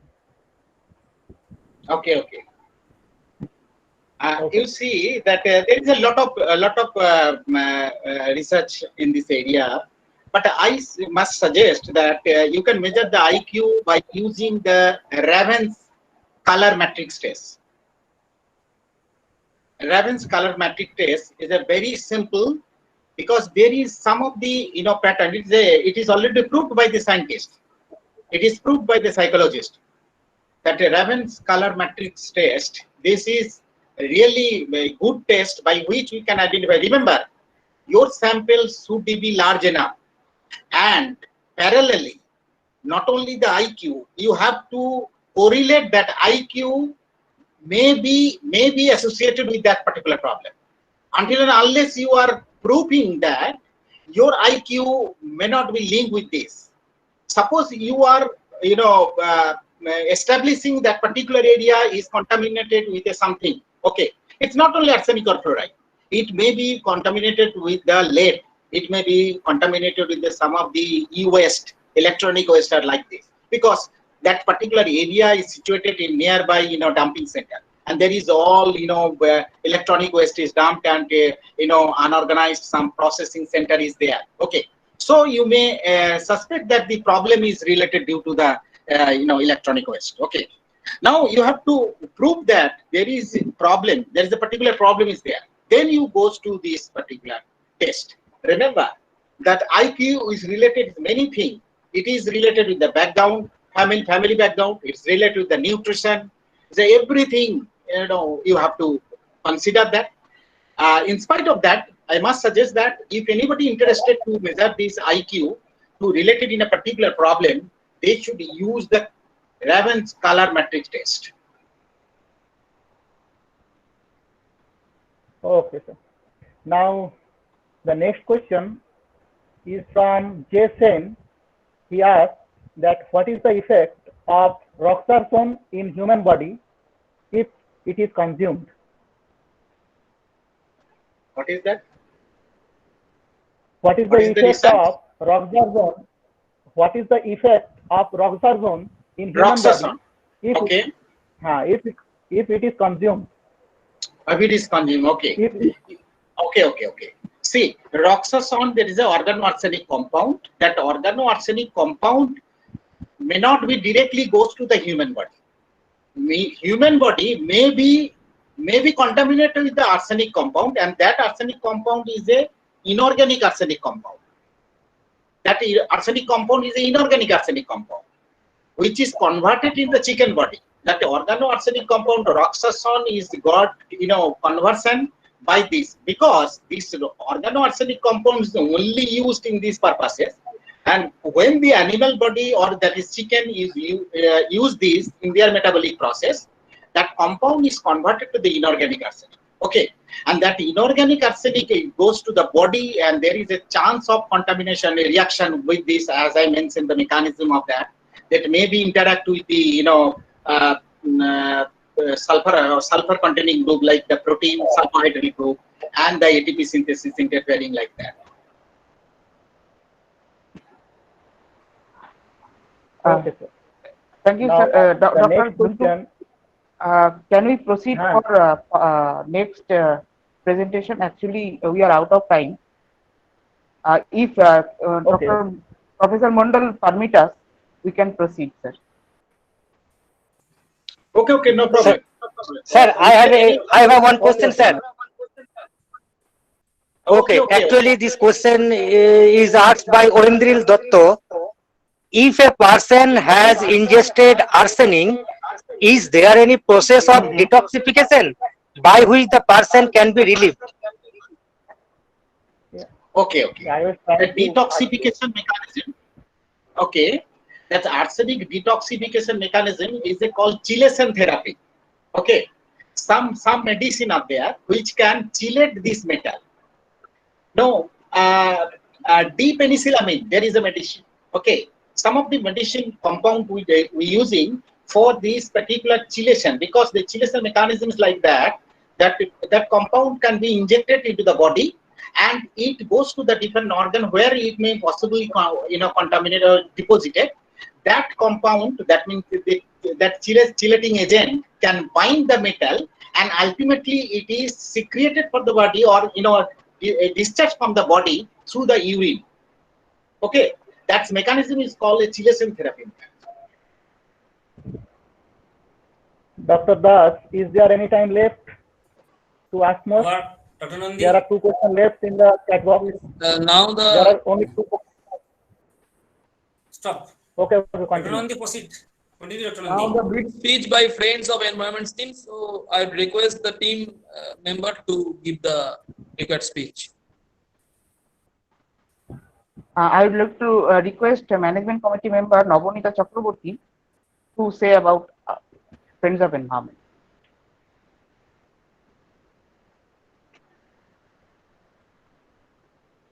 Hello, Nobonita? Hello? Hello, Deep, there is no more question?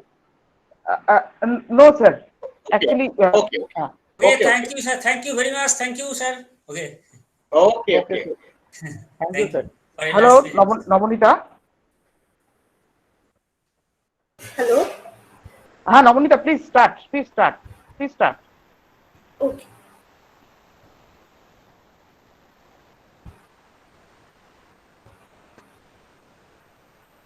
Good evening, all my respected senior and my beloved fellow and juniors. Myself, Navnita Chakraborty, the organizing committee member of Friends of Environment. And firstly, I would like to thank Kulti College for conducting such a webinar and for keeping Friends of Environment as a collaborating organization. I would like to thank Dr. Deep Chakraborty, our president and co-founder, and Mr. Apurva Kole, the secretary and founder, and all other organizing committee members and the general members of the Friends of Environment for giving and showing active support for conducting such a webinar. This is a greetings from Friends of Environment, our foremost community of the environment degree holder in the West Bengal, India. Friends of Environment members spread all over India and abroad also, who are doing the degree in colleges, universities and institutes, and also common people are the dedicated members of our organization.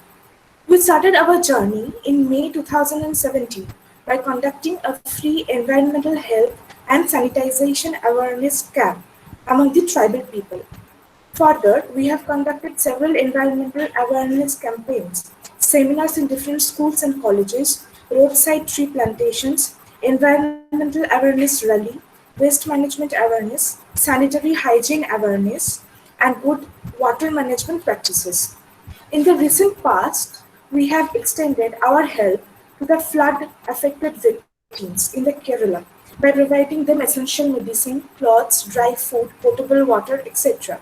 With a bunch of environmental well-wishers from many regions and not only from the West Bengal, but also throughout the India, we have successfully been conducting the environmental awareness in each domain of the society. Basically, we have 3 branches: the Environmental Diary, Center for Environmental Research, Education and Development, that is CERED, and the Green Thinkers Academy. We, the environment degree holders of Friends of Environment, have created a platform for the web blogging to conduct environmental awareness regarding environmental issues and the consequences, to fulfill our literal knowledge about environment in the form of environmental diary, a diary of the nature and for the nature. We have already published a lot of blogs to conscious common people about the knowledge of environment in the form of Environmental Diary. This is an online magazine offering opinion, analysis, reporting, and debate on present and the future global environmental issues. This platform also dedicatedly doing several national and international seminars, conferences, and webinars fruitfully. We publish articles and newspapers and regularly are updated on the Facebook page. Please visit our official website www.ediary.foe.org.in. As to build awareness, environmental education is mandatory. So, to fulfill the gaps between the societal awareness and environment, we have initiated a center called the CERED, that is Center for Environmental Research, Education and Development. The aims of the center basically is to promote research, education and development in the field of environmental science, studies, management, health, engineering and development throughout the India and further. The center has started its journey with an online certificate course on biomedical waste management, treatment and disposal in post-COVID-19 environment. And it is running successfully and still continuously providing online certificate courses. Workshops are organized for the higher degree aspirants. For this, please visit our official website www.cered.foe.org.in. Now, third is the Green Thinkers Academy. This platform is dedicated for the free distribution of environmental education for the society and the needy students. It will assist students from primary to higher level studies as well as guide them for the entrance exam at national and university level. It is basically a e-learning program and constructed as student-friendly approach online classroom education. With the words of Mr. David Orr, when we heal the earth, we actually heal ourselves. It's an utmost request from us to each and every common people of our society, please conserve the natural resources in a sustainable manner, prevent pollution, and to be a friend of nature and society. Give feedback continuously to the Mother Earth as possible. Kindly visit our official website www.foe.org.in for further details. As we know that environmental science not only gives a degree but also encourage the wisdom to be a key towards the eco-friendly movement of our society. With these words, we are stretching our one hand towards you to take part with our environmental activities and become a friend of the environment. The Friends of Environment Society urges to the common people to be with nature and society. Thanks for your patience. Stay home, stay safe. Thank you. Thank you. Now, the vote of thanks, and that will be given by our IQAC coordinator, Dr. Arvind Mishra, Associate Professor, Department of Commerce. So I would request Dr. Mishra to give the vote of thanks. Sir, it's over to you.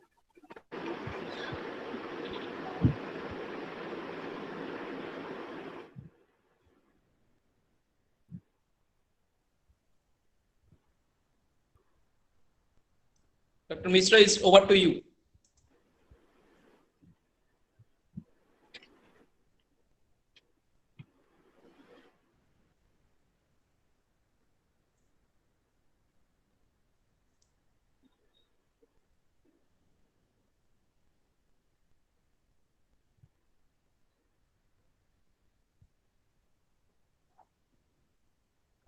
Arvind sir, you can start.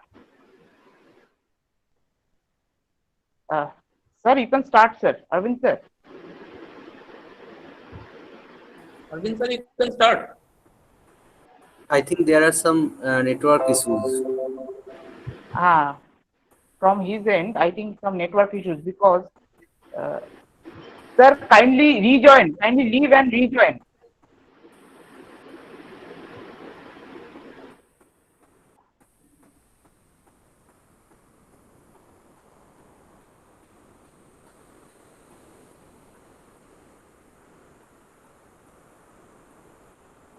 I would like to request Dr.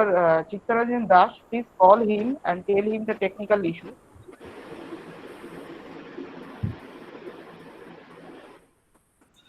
কি হচ্ছে problem?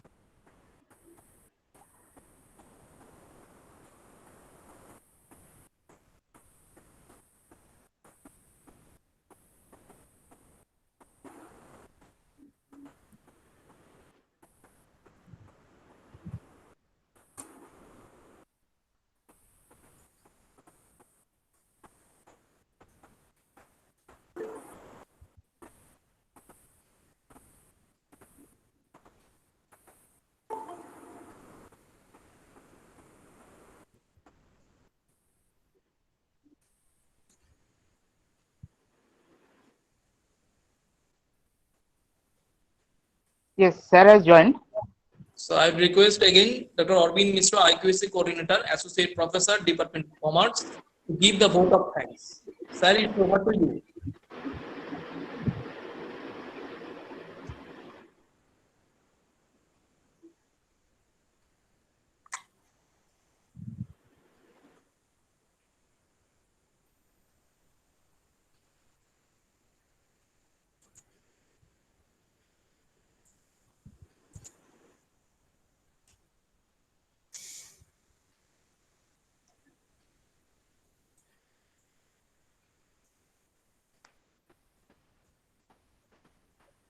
Chakraborty, doctor Chakraborty.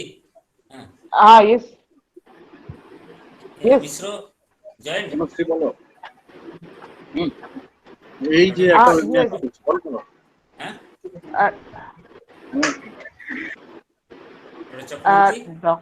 হ্যাঁ Dr. Arvind Mishra has joined, but he has mute. I think network problem. If permission permits, can we proceed with your vote of thanks or anything? Okay, I contact.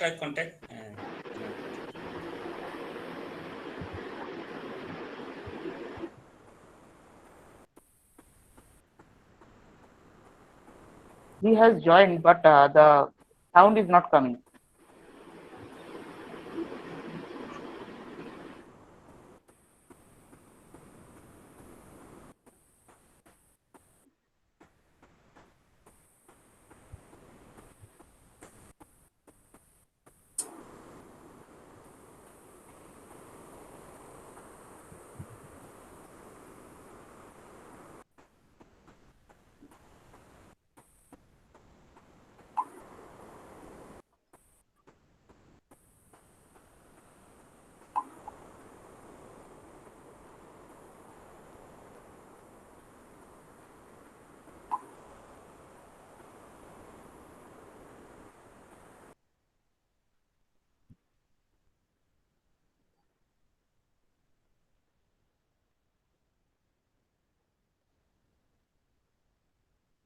Is it okay now?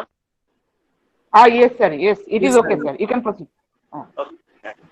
Respected principal sir, my dear colleagues and respected participants, it is an honor for me to have been asked to propose a vote of thanks on this occasion. I, on behalf of Kulti College and the organizers of the webinar, extend a very hearty vote of thanks to the distinguished speakers, Dr. Mukhopadhyay and Dr. Nabukpur Mandal, for taking time off their busy schedule and agreeing to deliver lectures in this webinar. I hope their exhaustive lectures have engaged our valuable audience. I express my heartfelt thanks to Dr. Mukhopadhyay and Dr. Mandal. I express my gratitude to the President of the governing body of our college, Vimal Agatek sir, for his wholehearted support. Unfortunately, we could not have him. I expect him to be with us in the future. I express my gratitude to the principal of the college, Dr. Chakravarti sir, who has supported us in each and every way. Without him support, it was not possible for to hold such a webinar. Thanks a lot, sir. I convey my thanks to the convener, Professor Krishnan Sarkar, and joint convener, Professor Madhumita Rai Gupta, Department of Botany of our college, for organizing such a wonderful webinar. They have been very active, and their efforts their efforts have made the seminar a grand success. I also convey my thanks to all other members of the organizing committee for their support and enthusiasm. I convey my special thanks to Dr. D. Chakravarti, President, co-founder of Prince of Environment Society, and all the members of the society who collaborating with us and helping us in organizing this webinar. I convey my thanks to all the members of teaching faculty of my college, non-teaching faculty of my college, and the students of my college. Last but not the least, I convey my thanks to all the participants without whom this webinar would not have been a success. I once again thank all the participants, all the members. That's all. Thank you, sir. Now, to conclude our session, I request our principal, sir, Dr. Supriya Chakraborty, to end this meeting. Sir, it's over to you.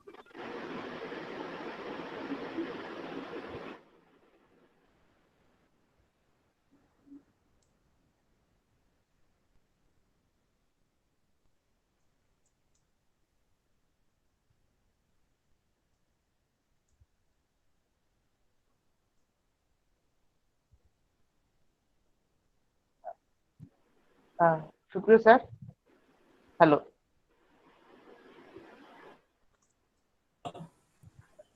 Supriya sir. Supriya sir. Supriya sir, I have been left. Supriya sir, no, there. I request I have the left the meeting. Contact me.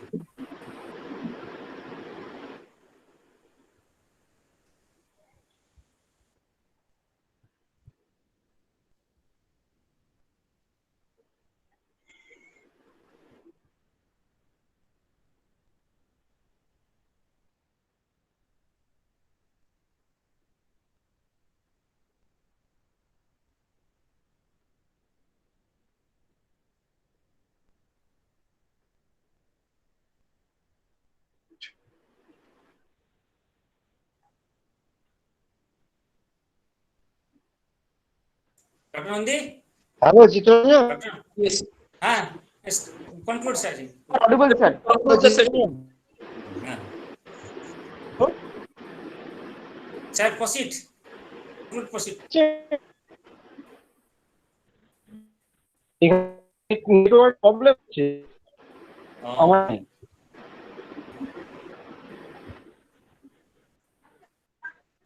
Okay, then with your permission, convener may conclude. হ্যাঁ conclude এই declare conclude কারণ এখানে খুব আর কিছু বলার সুযোগ Okay, then Dr. Das, please conclude this meeting. Now conclude the webinar today at 9:27 p.m. Thank you, all of you. Thank you. Thank you. Thank you, sir. Thank you. Thank you. Thank you all participants, and on behalf of the organizing committee, we are thanking you. Thank you for the resource person. Thanking you all for joining us. Thank you. Good night. Stay safe. Stay home. Thank you all. Thank you.